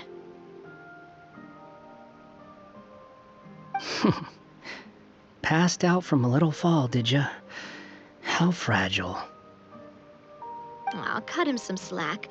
The Traveler's had a rough few days. We should just let him nap for a bit. But my leg's falling asleep. You couldn't have set him down on the grass over there, Hat Guy? Ha! I go out of my way to save 4 people who fall out of the sky, and now you're nitpicking my choice of soft landing? That's the most ridiculous thing I've ever heard.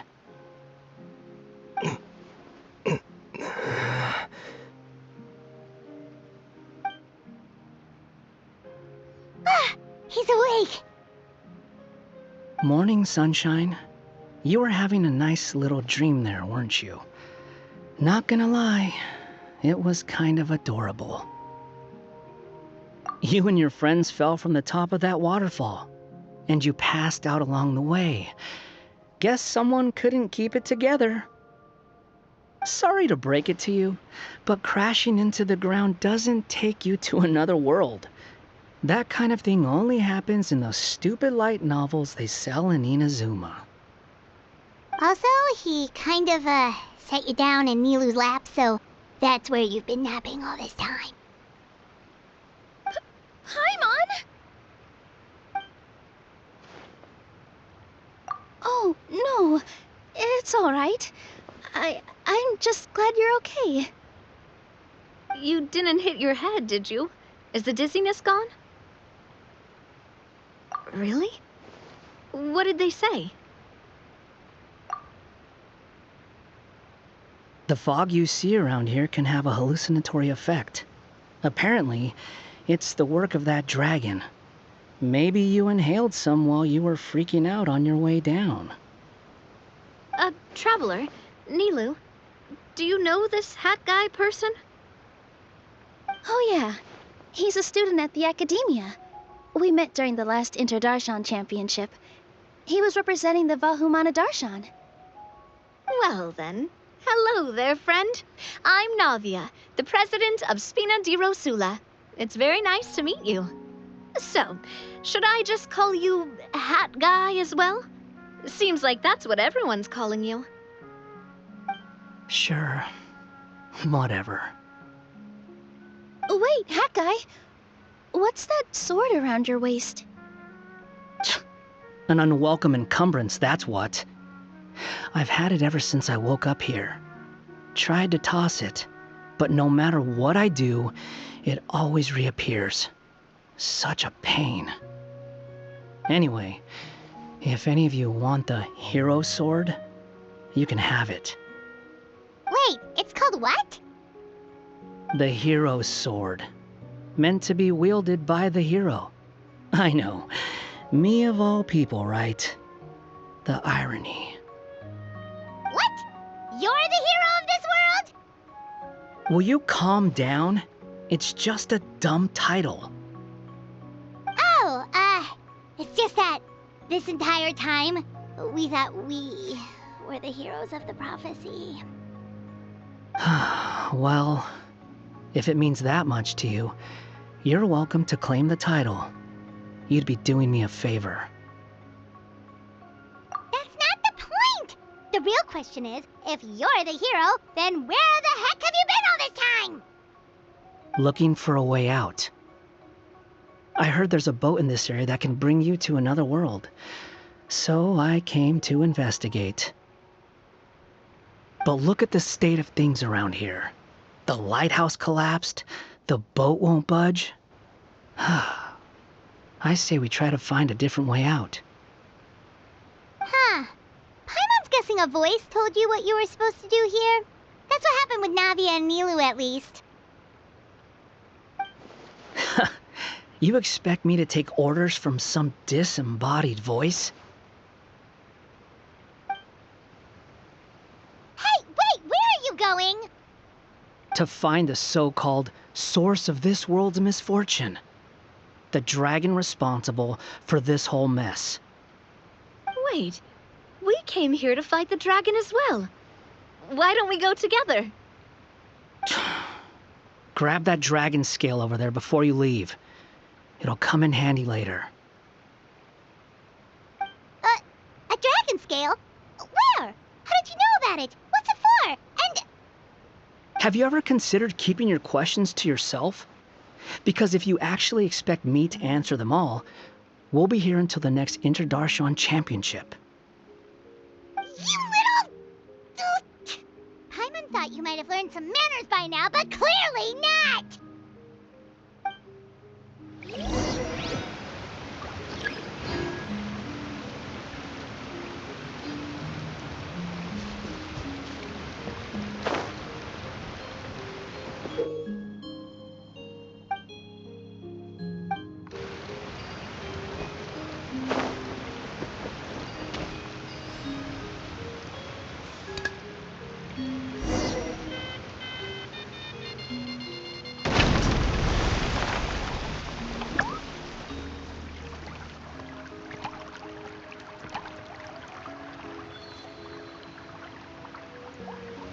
This should do it, right? Wow, this scale is amazing! It turns everything it touches into something hard, almost like a toy block! It doesn't seem to work on us, though. It spews out poison and transmutes everything it touches. Huh. No wonder they call it the evil dragon. Your Majesty, Madam Very Brave Hero! What are you looking at me for? He's obviously talking to you. Mr. Wheel, you didn't get hurt when we fell, did you? Oh, not at all. Thankfully, the young man in the hat was kind enough to lend me a hand. There seems to be a village over here. Some of the residents used to work in the titanium mines, and some came to fight the dragon, then got stuck here. I see. I'm glad they're all safe and sound. I can try to use my magic to fold a boat to bring everyone back. Oh, I'll help too. Still, I think we need to take care of the dragon first. We don't want it to start causing trouble when we're trying to load people onto the ship. Apparently, the villagers often see the dragon fly into a space behind the waterfall. They think that's the location of its lair. Then we should look around and try to find a way in. I'll wait here for your triumphant return. Your Majesty, brave heroes, please be careful.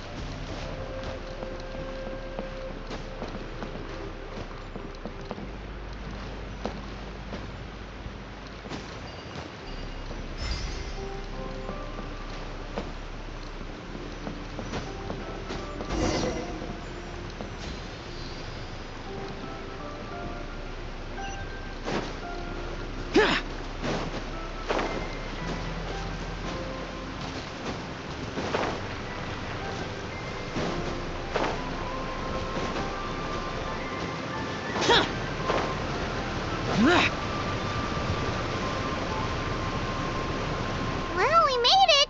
But with the force of this waterfall, there's no way we're getting through. Quick, take out the dragon scale. Wait, but... No. Paimon doesn't need to ask you anything. The dragon scale can turn anything it touches into toy blocks, so... Aha! You want to use it to block off the water! See? Paimon can figure things out all on her own.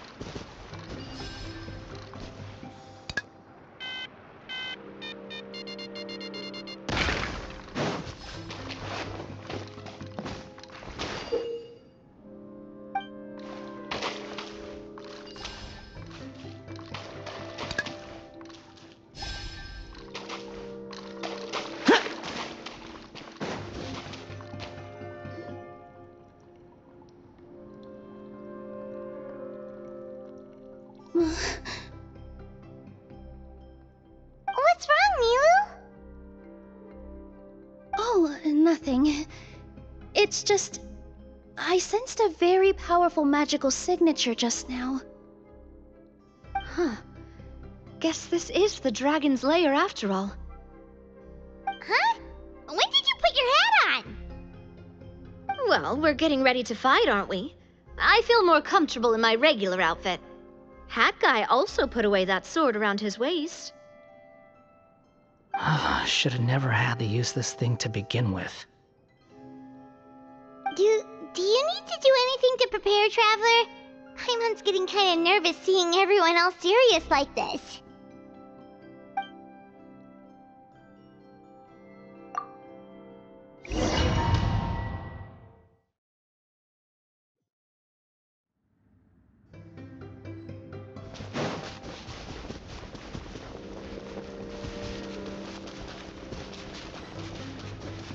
Oh, looks like we're not the first ones to make it in here. Wait, hold on! Let's fight the dragon together! They're already gone! Let's try to catch up!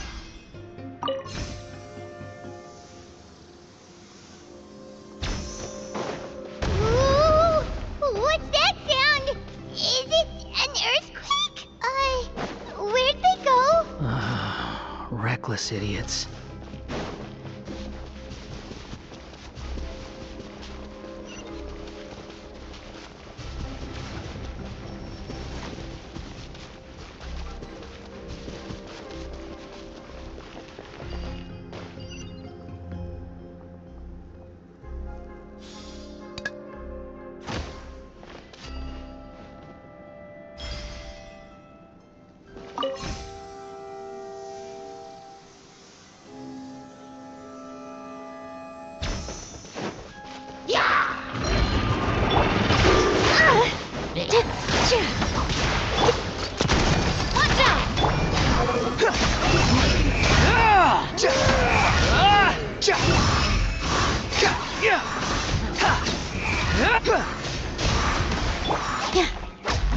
Coming at ya!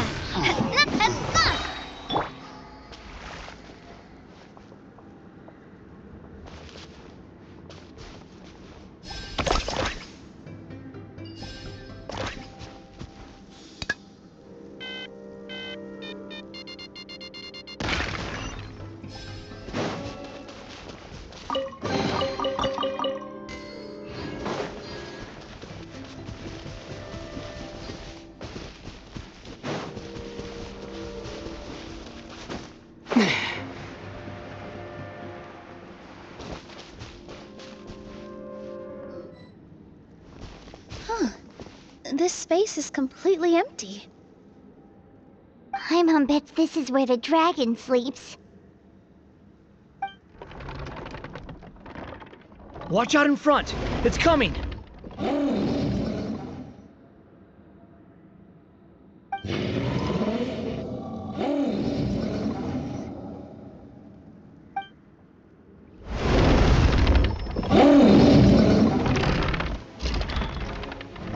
Whoa!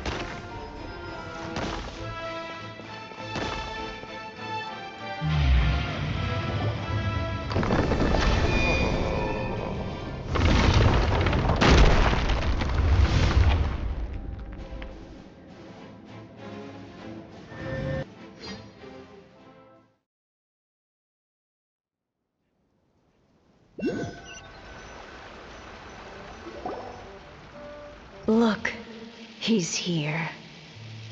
Ah, another new soul has joined this world. But are you sure his fate will be as you described? Of course. My predictions are never wrong.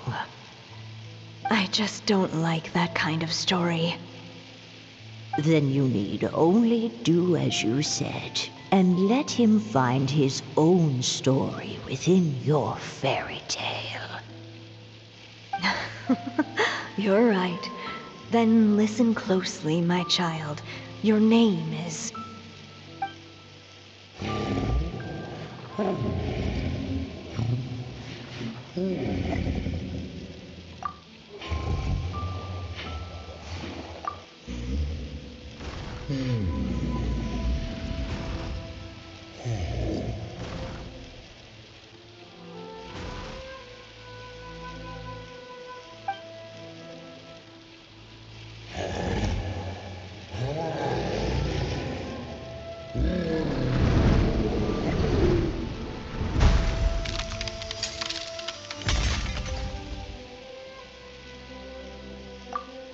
It's the dragon! The dragon that destroyed the Titanium mines! Help! Help! Soldiers, pick up your weapons! Destroy that monster! Huh?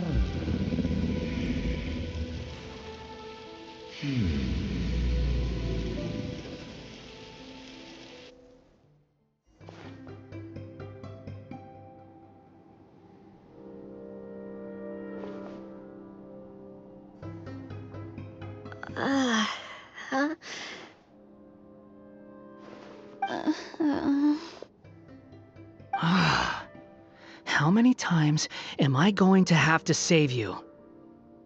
Thank you, Hat Guy. Paimon still feels dizzy. Hey, did any of you also see something strange? It was like we were witnessing... The dragon's memories. Sounds like we all saw the same thing just now. Well, we definitely saw a different side to the story. Watching it all unfold, Paimon couldn't help but feel bad for the dragon. This world might be a lot more complicated than we thought. The next time we encounter the dragon, how about we try talking to him instead of fighting? That sounds like a good plan. But maybe we should figure out where we ended up first. Huh. If the world above is a fairy tale realm, then maybe we've fallen into the next page of the book. Just keep walking and don't fall behind. Hey, wait for us!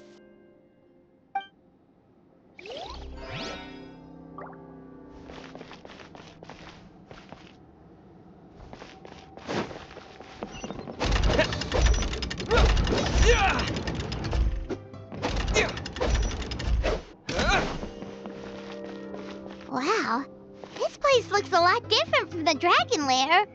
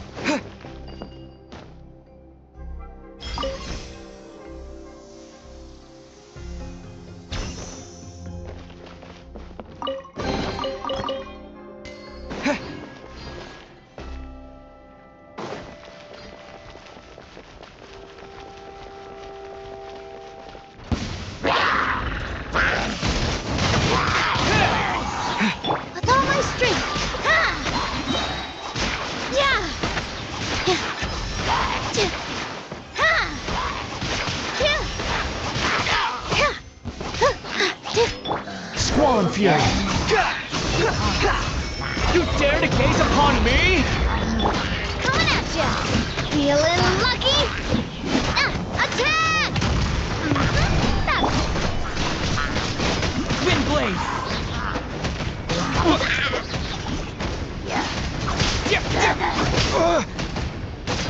Here! Yeah! All eyes on me! Dada Kundala.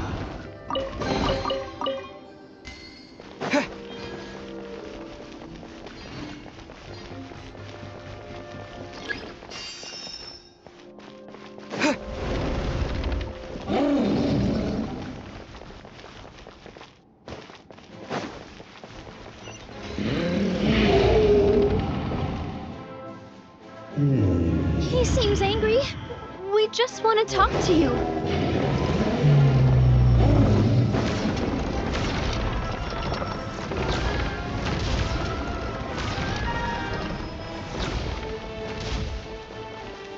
Stop talking! Nobody's home!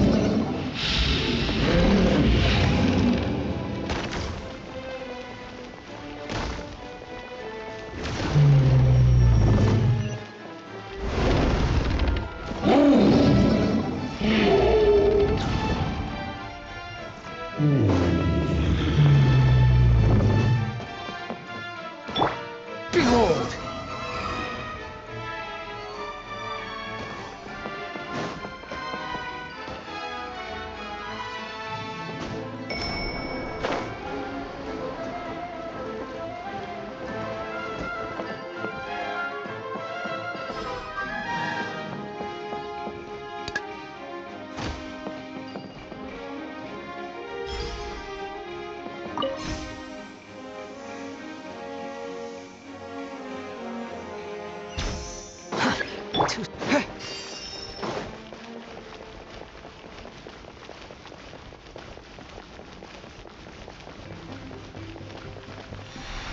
Our home! It was destroyed by that evil dragon!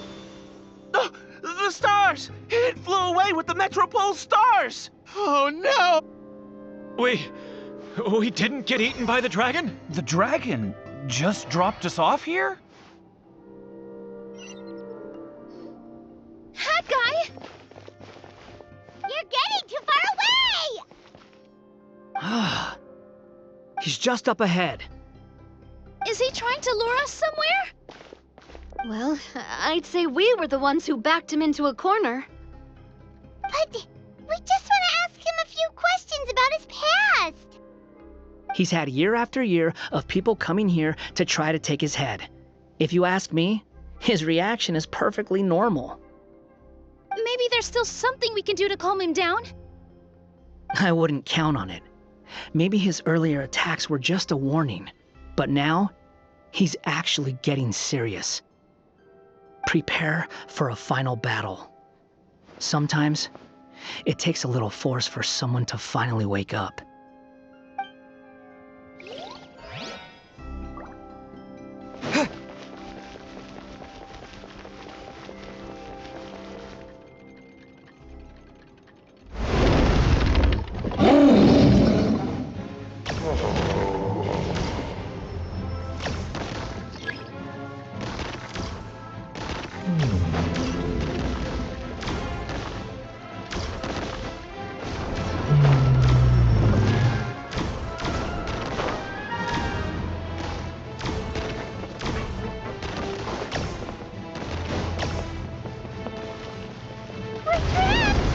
Stubborn beast.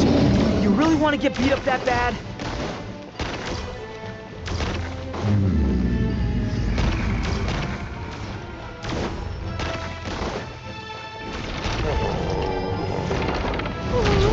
Its mouth is huge! Are we really gonna have to throw a bomb in its mouth?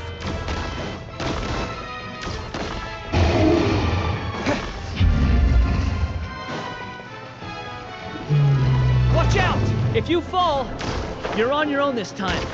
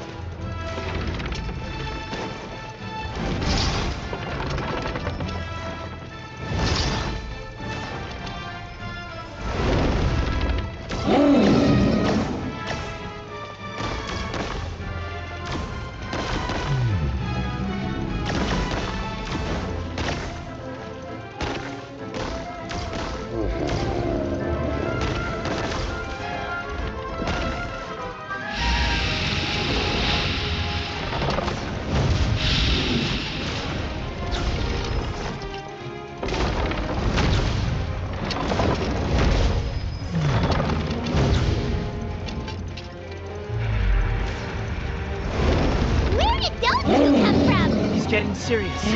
Don't get hit!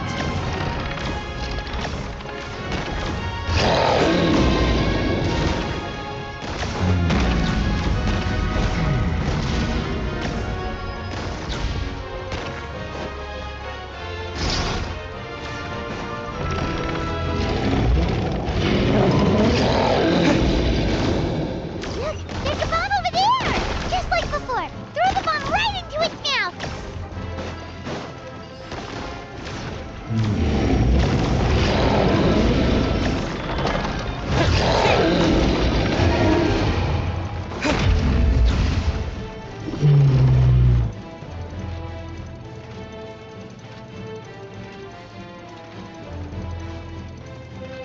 Now's our chance! Wait!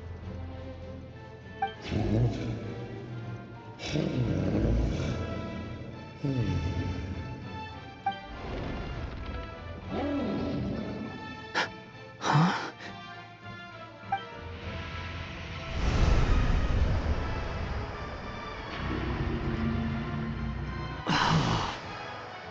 Are we inside the black mist? I see something up ahead.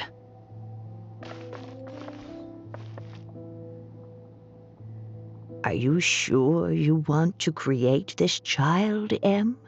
Even after what I told you about his fate?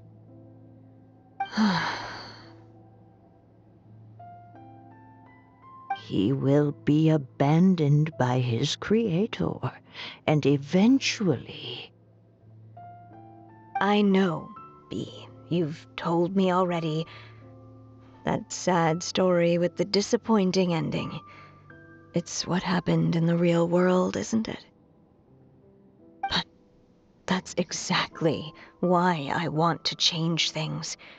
In a different world, his story can have a happier ending. That child, his heart is so full of love. I understand, Anya. But know that if you give him that name, his fate in Simulanka is destined to parallel that of his real-world namesake. But there's still a chance, right? Maybe it's a shot in the dark, but I have to try. He deserves a better life. Although, he might need the help of others when the time comes. All right, my dear. The choice is yours. Since you're so persistent, let me tell you a secret. More boring fate talk.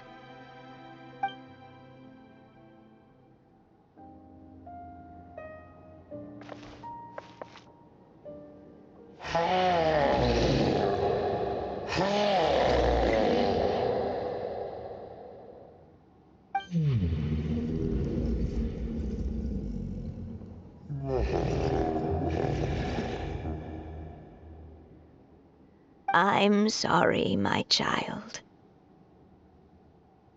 Unlike my friends, I don't have a long time to live. All said and done, the story of my life will be shorter than the fairy tales in this book. So I will have to leave your side, I'm afraid.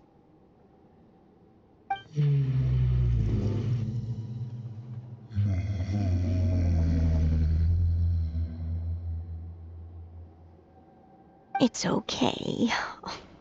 It's okay. Once I'm gone, I will become a star in Simulanka and watch over you from above. If you ever feel lonely, just look up towards the sky.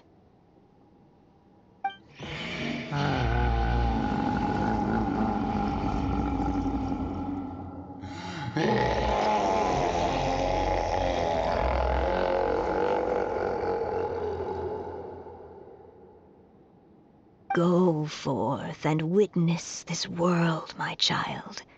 Make sure to be nice to everyone.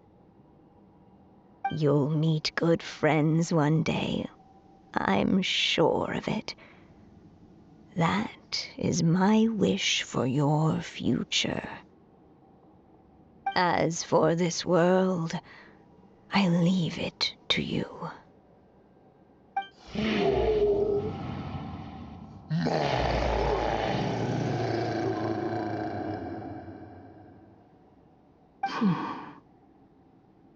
So in the end, you were betrayed too.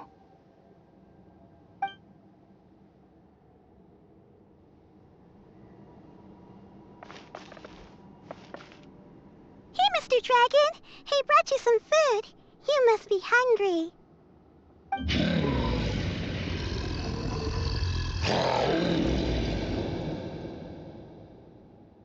Shh! Quiet! We can't let anyone hear us. Everyone says you're a bad dragon, but you're always nice to me when we play together. You always help me pick flowers way up high that I can't reach.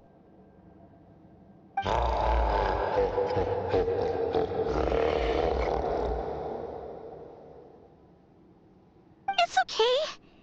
Just keep hiding here, and tomorrow I'll... Oh no, my child! Help! Somebody help me! Save my child! The dragon's trying to kidnap her! No, Mom! It's not like that! Listen to me!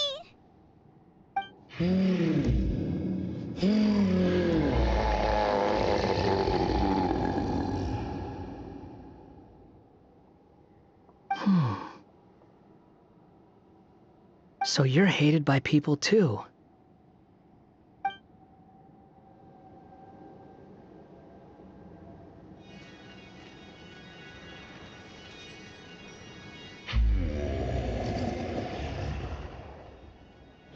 So that's it. That's really your wish? To never have been born at all? That's not a fate you should wish for.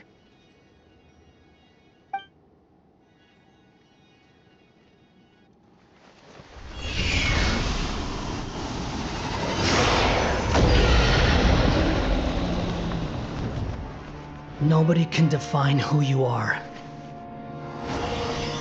or deny the true feelings of your heart. Now remember your name. Durin.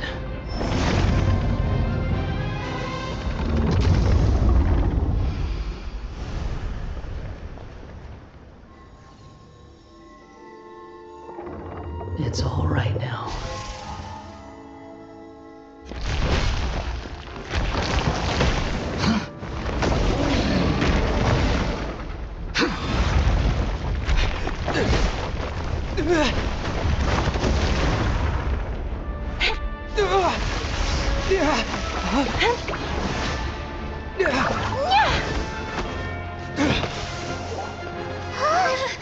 Watch out!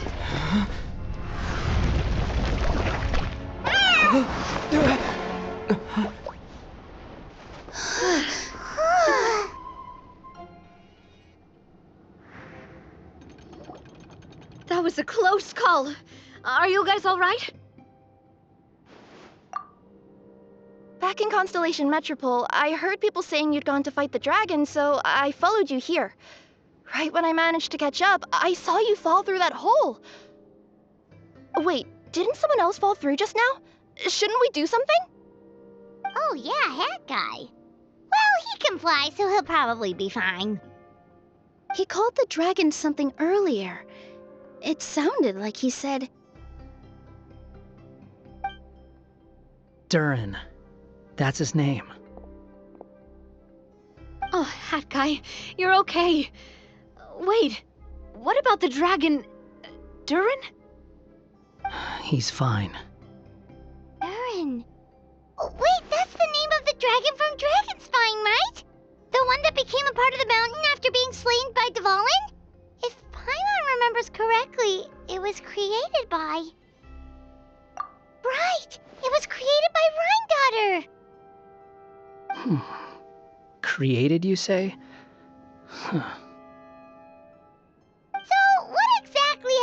down there? You've been acting weird ever since the end of the fight.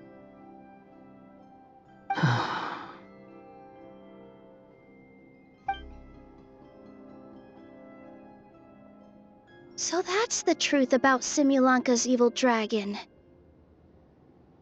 What we saw in the mist weren't hallucinations, but the dragon's memories.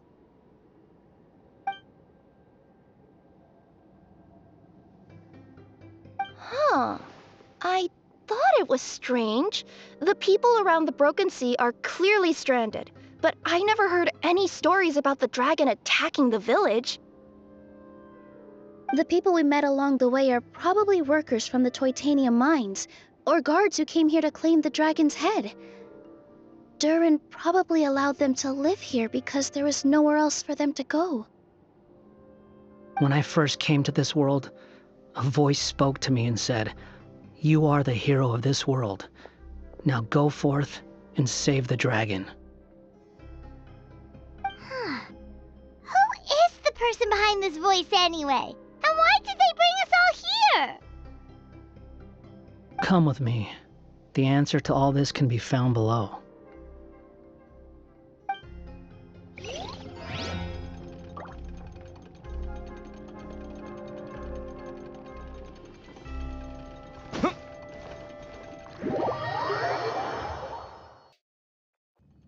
Is this a study? That's right. It belongs to the Goddess of Fate.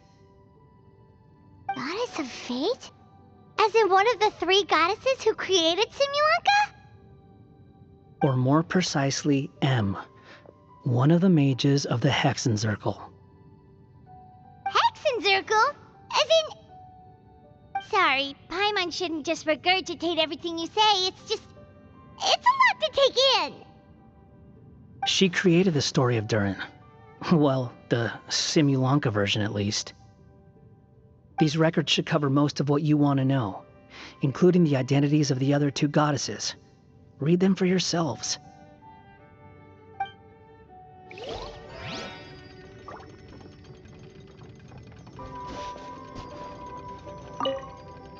By all rights, I should have been A, since A is the first and last letter of my name. But Alice overruled me on the basis of seniority and said I should be M instead because of my middle name. She really knows how to push my buttons. Still, her magic never fails to amaze me. I still can't believe she got one of my origami frogs to start talking. Why don't I write a story with origami animals as the main characters? Let's see. Once upon a time, in a magical forest, there lived a group of animals made of paper. Barbie loves looking into the future, so she used her powers to map out the fates of all living things in Simulanka. But knowing the ending in advance takes all the fun out of the story. I think I'll make a bet with her. I believe that one day the people of Simulanka will decide to carve their own destiny. Apparently, she wants to build a statue of herself in the capital city. Always looking to add some pizzazz.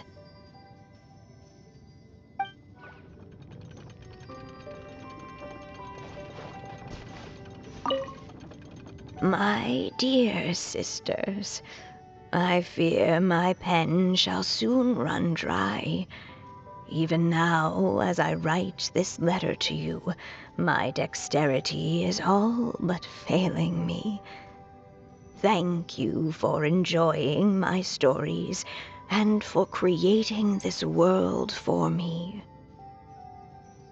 The time we spent together was the most wonderful youth I could have asked for.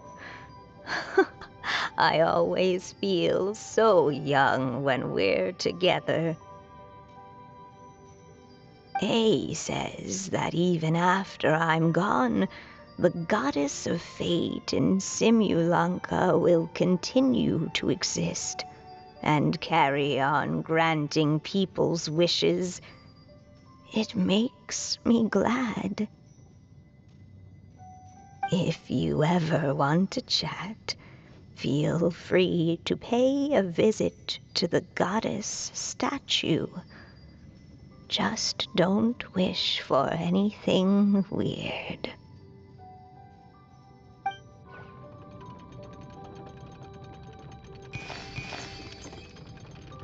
It's Simulonka Durin. And he's looking up at something. A star. This must have been after M passed away. This looks like a mine. Maybe the Toitanium miners dug too deep? So deep that they dug right through to the world on the next page. Yeah.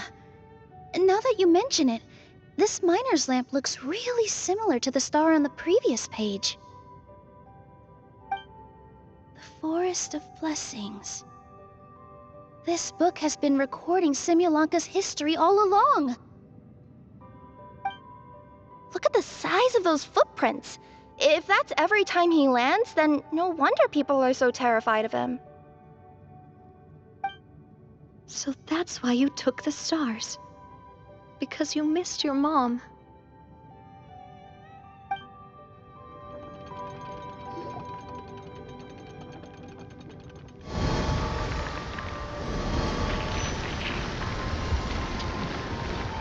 Huh. That statue looks different from the one in the Metropole. It's a different goddess. This one is the goddess of fate.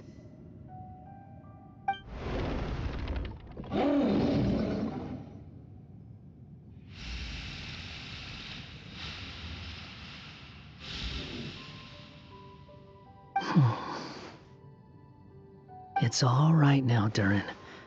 Nobody here wants to hurt you.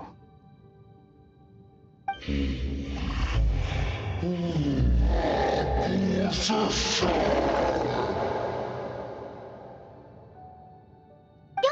that, Durin! Paimon made a mistake. She was wrong about you. But it's nice to talk, isn't it? Now that we've all calmed down?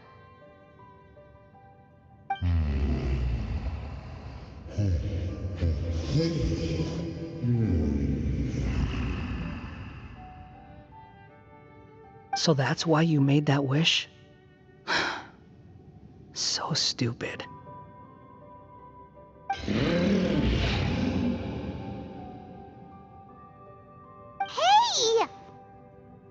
Anyone with eyes can see that all you want to do is get along with everyone.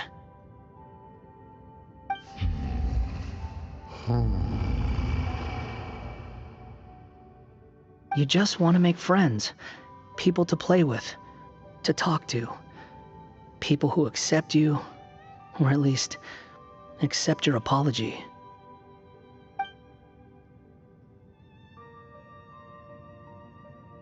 Oh, you never hurt anyone. Heck, the idea never even crossed your mind.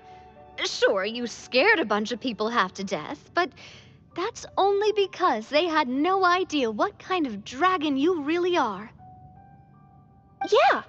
If you had a heart-to-heart with them, I'm sure they'd come to understand you and see your point of view.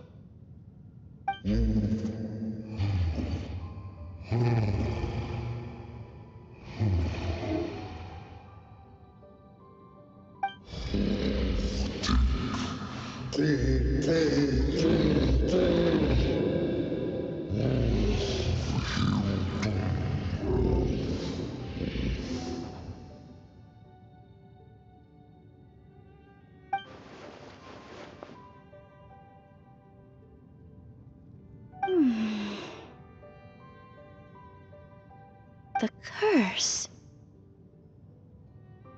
Huh? Nilu? Is it your true wish to live side by side with the people of Simulanka?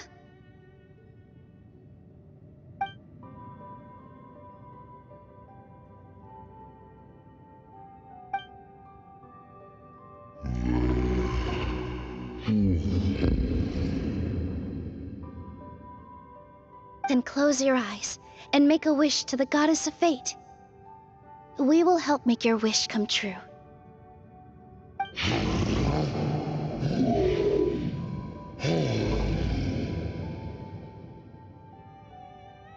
Just trust me.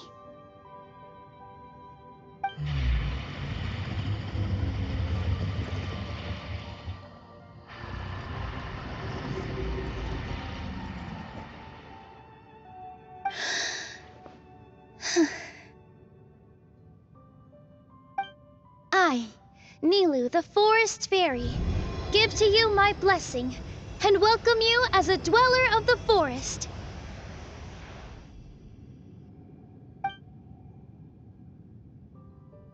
May everyone accept you as one of our own, and may the Forest of Blessings be a place you can call home. I, Navia, King of Constellation Metropole, give you my blessing. I grant you citizenship to my kingdom. Oh, me too! As the, Nekomata in Boots of this world, I give you my blessing too.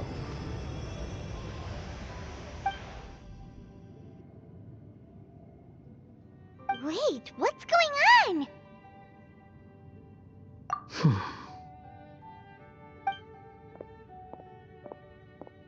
I, the hero of this world, give you my blessing.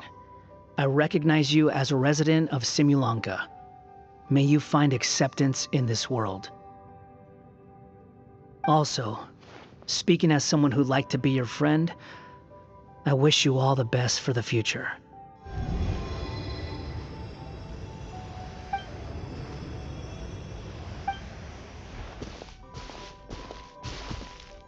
I, a traveler who has traversed many worlds, give to you my blessing. May you find friendship and goodwill, no matter where you go.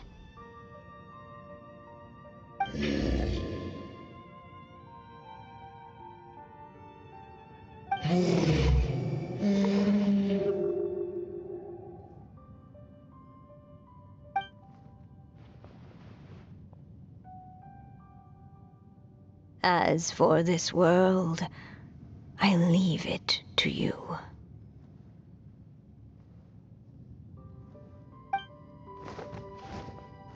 Huh? What? Why are you all staring at me? Huh? My claws. Are these my claws? And my wings? Oh, my tail. Does this mean... Wow, you look so cute. Quite a radical transformation. Not that there was anything wrong with the way you looked before, of course. It's just, you get what I mean. How do you feel? Are you happy with your new appearance? Does anyone have a flower with them? Or even just some water or paper from this world? Oh, I do actually. Here you go.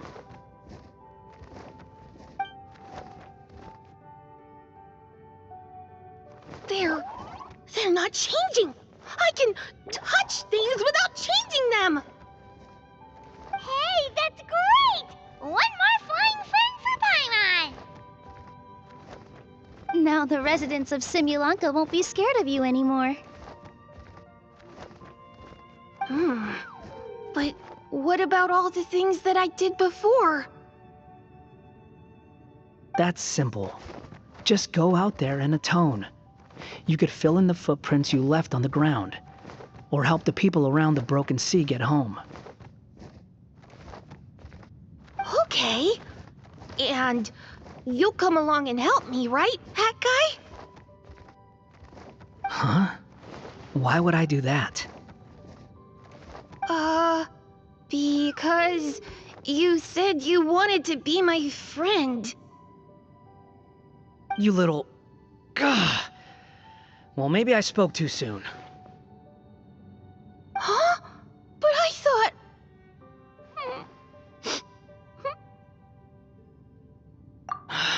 All right, fine.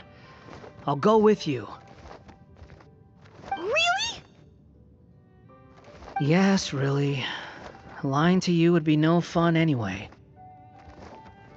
Oh, thank you! You're the first friend to call me by my name! Let's go back up. I'm about to suffocate down here. Oh, it feels so good to finally see Hat Guy meet his match. Yeah, okay. Paimon just never thought we'd see the day, that's all. All right, let's also head back up then.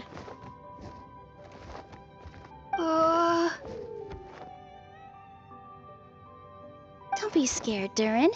We'll be right by your side. Thank you for your blessings, everyone! Oh, this is the happiest day I've had in a really long time!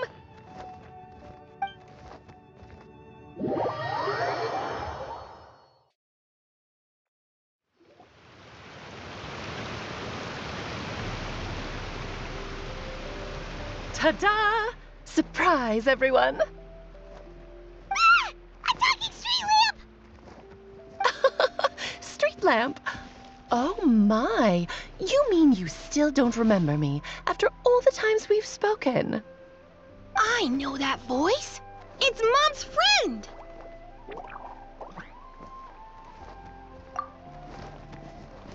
Hello there, traveler and friends. And Durin, it's good to see you. You've changed quite a lot. In fact, you look so different that perhaps I should call you Mini Durin. Mini Durin, huh? Yeah, I like the sound of that. It's nice being smaller. You must be one of the 3 goddesses of this world. Are you the goddess of creation? Yep, that's right. But although it's the most impressive sounding of the 3, to be honest, we all made an equal contribution toward the founding of this world. If you've ever read any of M's stories, you'll know just how enchanting the worlds are that she writes about. So enchanting that I just had to step inside and explore it for real. So I got B involved, and with M's consent, created the world of Simulanka. Whoa! You're getting a little ahead of yourself. First things first, would you mind explaining what you're doing here? In fact, no! What are we even doing here? Don't worry, all will be revealed. After everything you accomplished on your journey, you're free to ask me anything you want. Let's start with your first question then. I'm here because I sensed a great magic power emanating from the book just now, and I couldn't resist the urge to peek inside and check it out. That must have been when we all gave Mini Durin our blessings, right? Yes, exactly. In the world of fairy tales, words and emotions often carry far more power than any spell. It's all thanks to your magic that Mini Durin was able to take this form. Come say hi to me, little one. Oh, look at you. You're as cute as a button. So, what about us? Was it always part of the plan that we'd come here? Plan isn't the word I'd use. If you ask me, I'd say fate works in mysterious ways. When Durin of Simulanka made his wish to the goddess of fate, it just so happened that in a world far away, all of you wonderful people were holding a copy of M's fairy tale at that exact moment. And because of your noble and kind souls, you were selected by the goddess of fate to come and save this world. Now that you mention it, that's what I was doing when I was transported here. I was reading a fairy tale to some children in the Fleuve Cendre. I think I just, happened upon an old book and decided to use it as my pillow during a nap in a box. Wow, what a crazy coincidence. Wait, that's not right. How come everyone else got assigned to roll except us? 'Cause we were also... Yeah, that was it. We just received the strange book and we had no idea who sent it. Then, the moment we opened it up to start reading it, we found ourselves here. You're the one who sent it to us, aren't you? Oh, is that that what happened? Yes, that does sound like me, doesn't it? Good question. Why indeed? Maybe I thought this was such a good story it simply had to be read by someone. As the traveler and witness of many worlds, how could I let such a beautiful place pass you by? I can sense that your blessing for Minnie Durin was a very special one. With this blessing from beyond the story, he might even be able to explore worlds outside of this one. Teyvat, you mean? That's right. In fact, back when we were first creating Simulanka, Em told us that she hoped the people of this world would one day be able to explore the wider world beyond. Every story has an ending, but if the story becomes reality, it should have the right to choose its own path. So, in other words, the predestined lives these people lead were always going to disappear one way or another. Wait, so even if the people here get to go to other worlds, surely there's gotta be a way we can leave too, right? Don't you realize you've been able to leave all along? Huh? You can either take the boat at the Broken Sea or touch the giant bookmark at the Cliff of Prophecy. All you need to do if you want to leave is focus on the place you want to go. How were we supposed to know that if you never told us? Huh, didn't I? Well, given how smart and capable you are, surely it can't have posed a huge problem for you. As for your other friends who were summoned here, if I had to guess, I'd say the Goddess of Fate probably didn't tell them about it because she wanted them to get engrossed in the story. She's Em's reflection, after all. It wouldn't surprise me if she shares Em's love for cliffhangers. Anyway, I think that answers your questions, yes? What do you all plan to do next?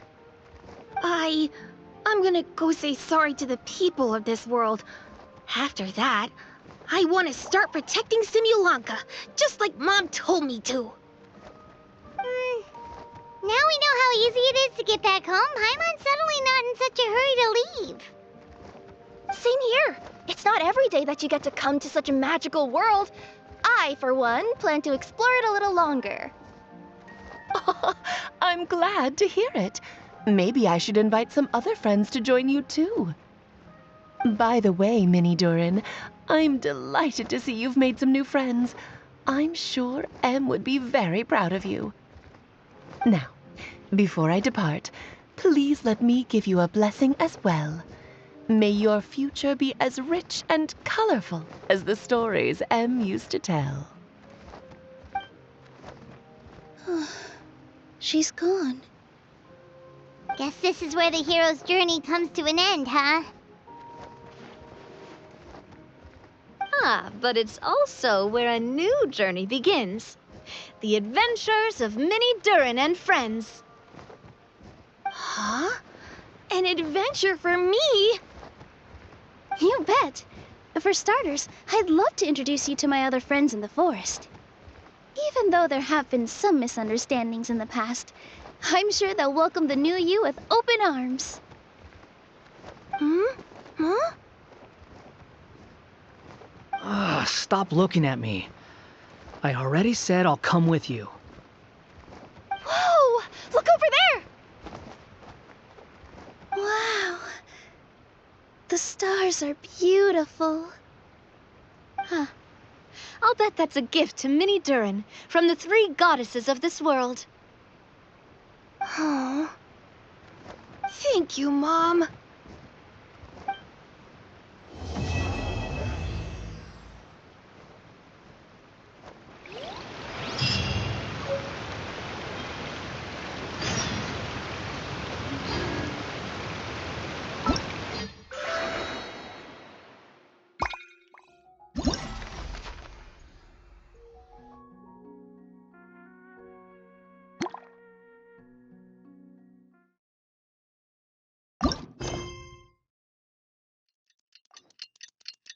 It's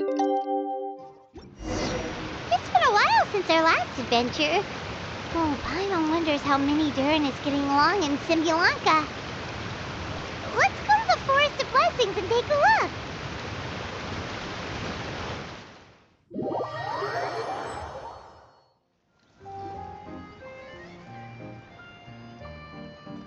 Here's your 2 magic tonics. Why, thank you, young lady. And might I add that you're looking quite lovely today. Jean, come on, take a seat and let's have a drink. I ordered one for you as well. But is this really appropriate? I mean... Still worried about Klee? Relax. Albedo's with her. She'll be fine. Kaya and Master Jean! What are you two doing here? Oh, look who it is. The Traveler and Paimon. You must be the pleasant surprise that Miss Alice told us about. Greetings to you both. This is one place I didn't expect to run into you two. The locals here have been talking non-stop about some brave heroes who saved the world. Let me guess. You two have been up to your old tricks. Well, not just us. We only played a small part. You could say we were 2 members of the Heroes Adventure Team. Still sounds mighty impressive to me. As ever, our honorary knight is making us proud wherever they roam. That's right. We received a letter of invitation from Miss Alice, proposing that we take Klee for a vacation in Fairyland when work dies down. I wasn't sure what she meant by Fairyland at first, but if my eyes are not deceiving me, she was being quite literal. Klee ran off excitedly as soon as we arrived. I'm a little worried about her, but Albedo insisted he would look after her while we do our own thing. We could hardly say no to such a considerate offer, so I took it upon myself to bring Jean to the nearest tavern we could find. Any excuse for a drink, huh? Well, we are on vacation. It's only fair that we get to indulge ourselves a little. You're right. I should make an effort to relax and unwind. It's what Miss Alice would want, after all. Oh, wait, Kaya? What exactly did you order from the bar? The house special, of course. Best way to get a taste of the local culture.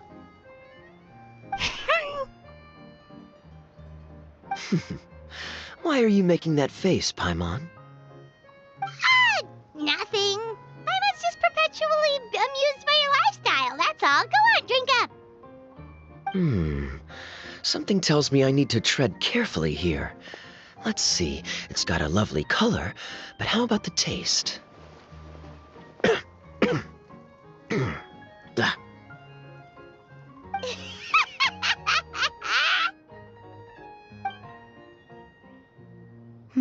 I think maybe I'll pass. But it's such a shame to waste it. All right, Paimon. Well played. Well, Paimon got burned too, if it's any consolation. It's nothing personal.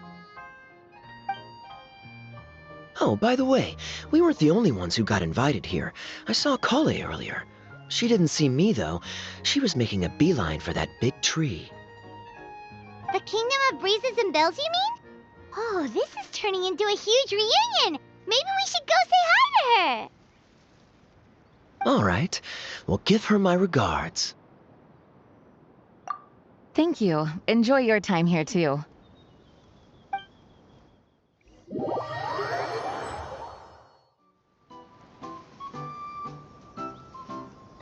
The structure of the tree houses here is nothing short of amazing. I have to write it down so I can tell Master Tighnari all about it later. Hey, Kale! You scared me. Traveler and Paimon, you got invited here too?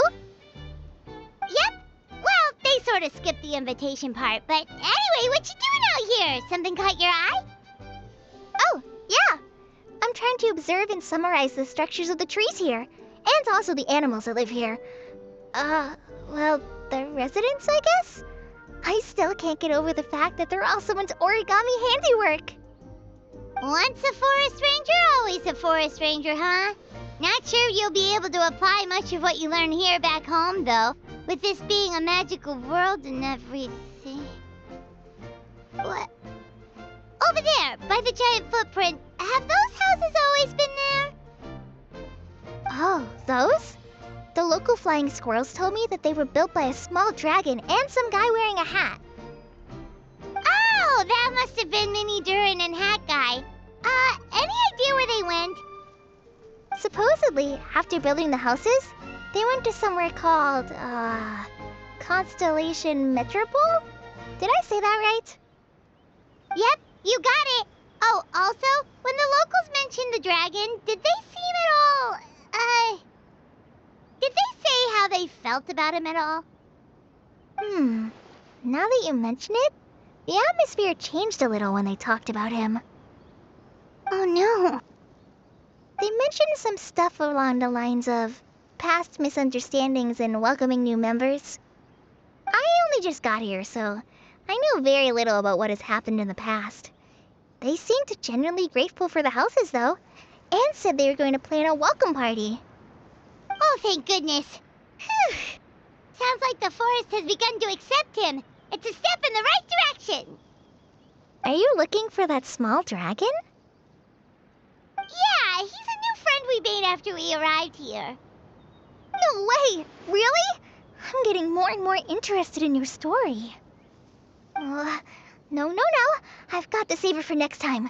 For now, I've got to make the most out of my time in this wonderful world. Oh, there's no rush. Just take it slow and enjoy yourself. Like Kaya. Oh, he sends his regards, by the way. Oh, Mr. Kaya is here too? Then I've got to go say hi to him. Well, right now he's at the tavern and he probably won't be leaving until he's drunk. Not that he'll ever reach that point because his alcohol tolerance is so high. Basically, it's Kaya. You know where to find him. You make a good point, Paimon. Then I'll focus on exploring for now and go catch up with him later. Shall we go pay a visit to the Metropole, Traveler? Maybe Mini, Durin, and Hat Guy are still there. Oh, right. By the way, something pretty interesting has been happening in Sumeru recently. Master Trinari has been working really hard on it, so if you have time, definitely go and check it out. Sounds good. We'll find some time in our schedule. Of course. See you later.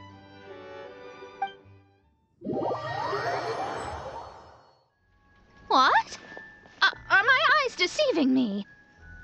There is no way. I can't believe it. Hey, Mona! We heard you muttering from a long way away. What's up? Oh, is your scry glass acting up again? Oh, it's you, the saviors of this world. My scry glass is fine, but I'm not sure I can say the same about my eyes. Look at this statue.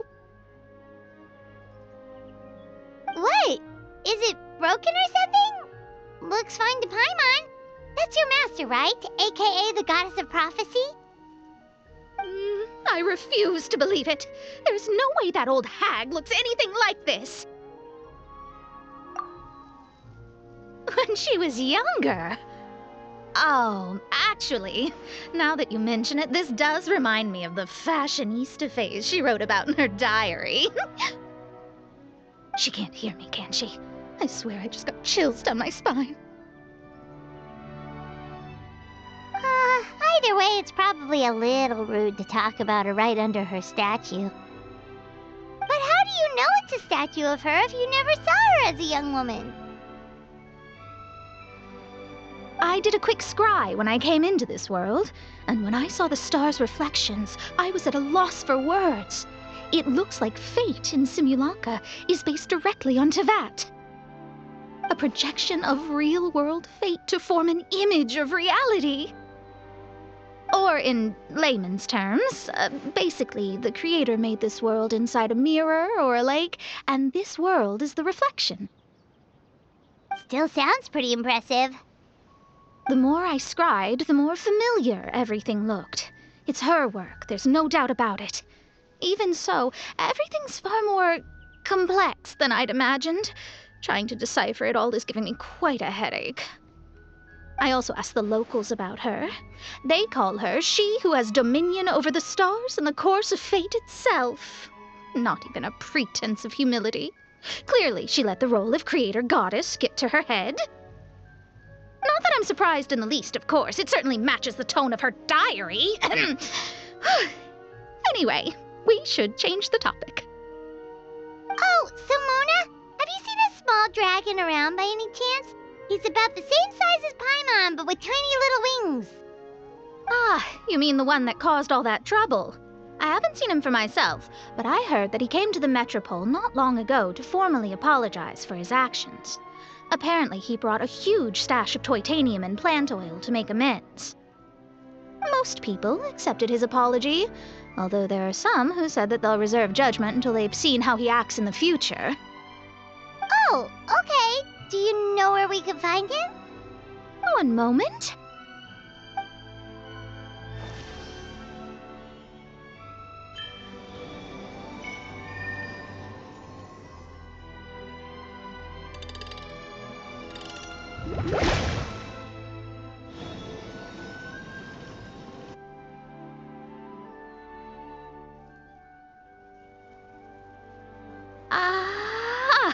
It looks like he's at the Broken Sea. There's a big group of people with him, too. Cool! Wanna come with us? We can introduce you? I think I'll sit this one out. This might be the closest I ever get to meeting the old hag in her youth, so I think I'll spend some time seeing what else I can glean from her grand design. You guys have fun. What do you mean, be careful? Now you're making me nervous. We'll be off now. See you later, Mona!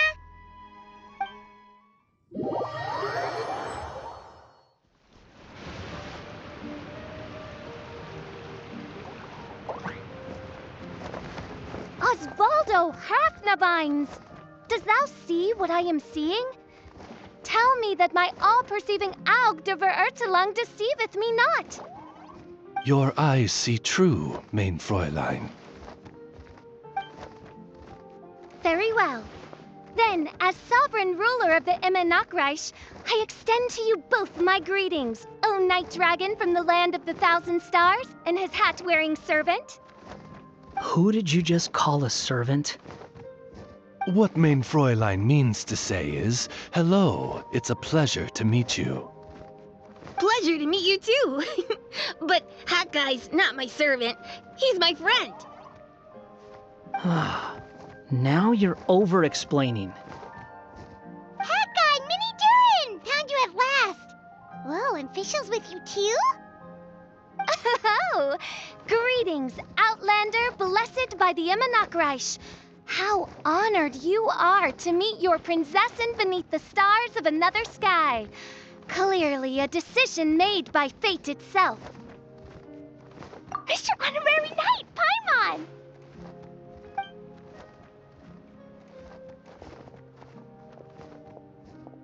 Greetings. You both look well. Hey there, Klee! Have you been having fun here? Yup, loads and loads of fun!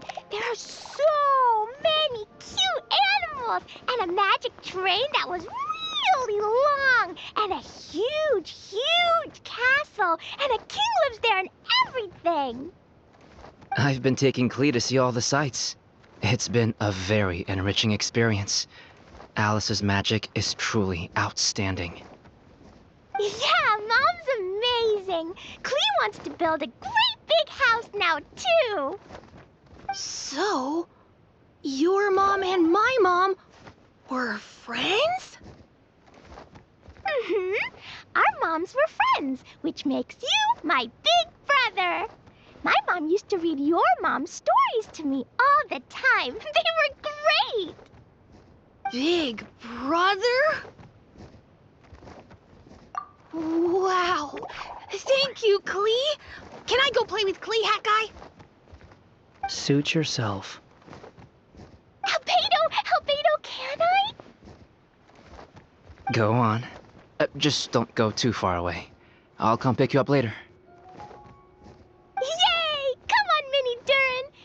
Do you want to come play with us too, Fischl? Your prinzessin accepts your invitation. Rejoice!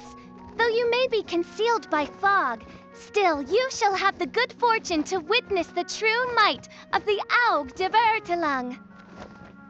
What mein Fräulein means to say is, perhaps we can all play hide and seek together. Mein Fräulein is it. Hooray! I love hide and seek! Oh, me too!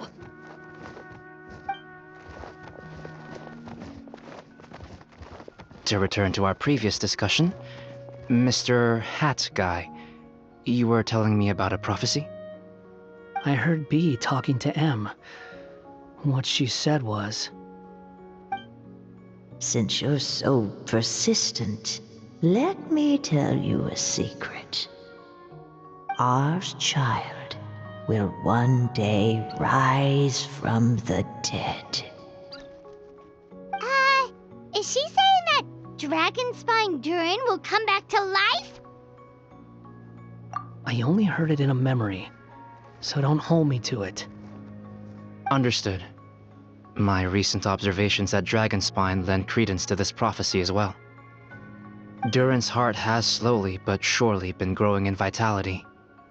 The process is extremely slow, but the trend is clear.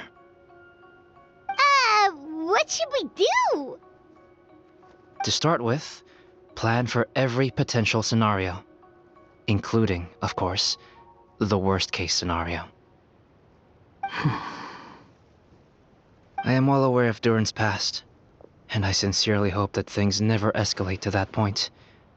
Still, we need to be prepared for every possibility. If the prophecy is true, and Durin's heart will one day beat again, I'd like to hope that whatever rises from the dead is no evil dragon. If you understand what I mean. Kind of? But not really. And so, when the time comes, Mr. Hat Guy, will you and Similanka's Durin be willing to lend us a hand in our hour of need? Huh? What's this got to do with me? You saved the Durin of this world. I don't see that as a mere coincidence. If there is any meaning to be read into the actions of the three goddesses, beyond fairy tale whimsy alone, I can only boldly speculate that the fate of this reflected world may have a reciprocal effect upon our own world. If Durin of Dragonspine will soon come back to life, we will need many Durin's help, as well as yours, given that your fates are now intertwined. Well, that's a nuisance. To be sure, it certainly won't be easy. Albedo! There's a flying paper ship over there! Can we go see it together, please? Sure. 2 seconds, I'll be right with you. Please give my suggestion some thought, Mr. Hat Guy.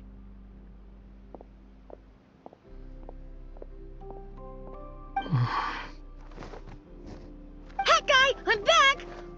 Huh? What were you guys talking about? Nothing. Huh. Okay then. Let's go join the others. Everyone's going to check out the new origami ship. All right, I'll be right there.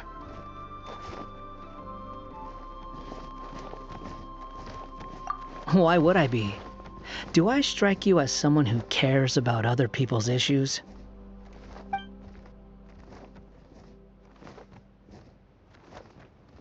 Quit trying to guess what I'm thinking.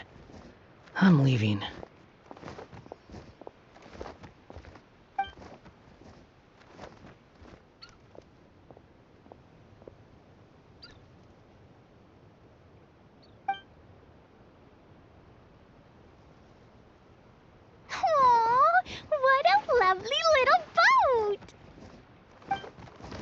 The forest fairy helped us make it! Paimon just realized there's a lot fewer people around the Broken Sea now. Guess most of them have made their way back to the Metropole. Does this boat have a name? I can't see one anywhere. Huh? A name? Every boat has a name. At least, all the ones I've seen before. They're usually symbolic names that represent something aspirational.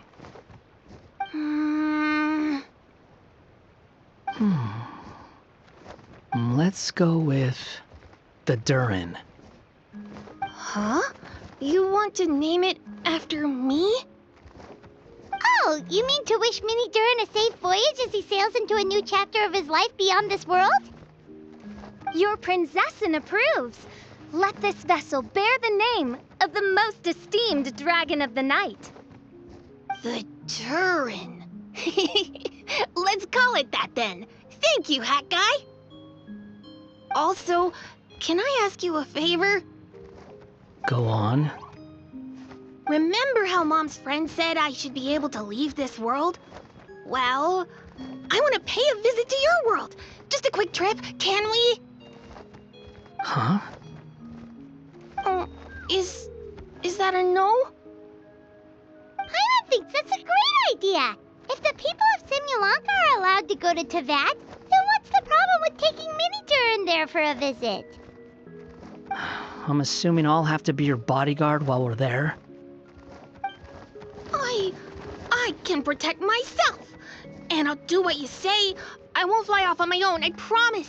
Please, can I go?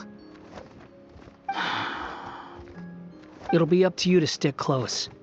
If you disappear on me, don't expect me to come looking. Got it! I'll stick close! Why don't you take the Durin? Now you've given it a name, it'll be a maiden voyage for the boat and a brand new journey for you. Are you leaving, Mini Durin? Okay. Well, make sure you come visit me in Mondstadt so we can play together again. Klee will draw you a map to show you the way. Though our time together has been as fleeting as a ray of light in the depths of the long night, the Immonokreich will welcome you with the grandest of music ceremonies on the occasion of our next reunion. As surely as the stars in the sky watch over us, we shall meet again. What Mein Fräulein means is that you're always welcome to visit her at home as well. Cool! I have so many new friends now! I'm so happy! Are you done yet?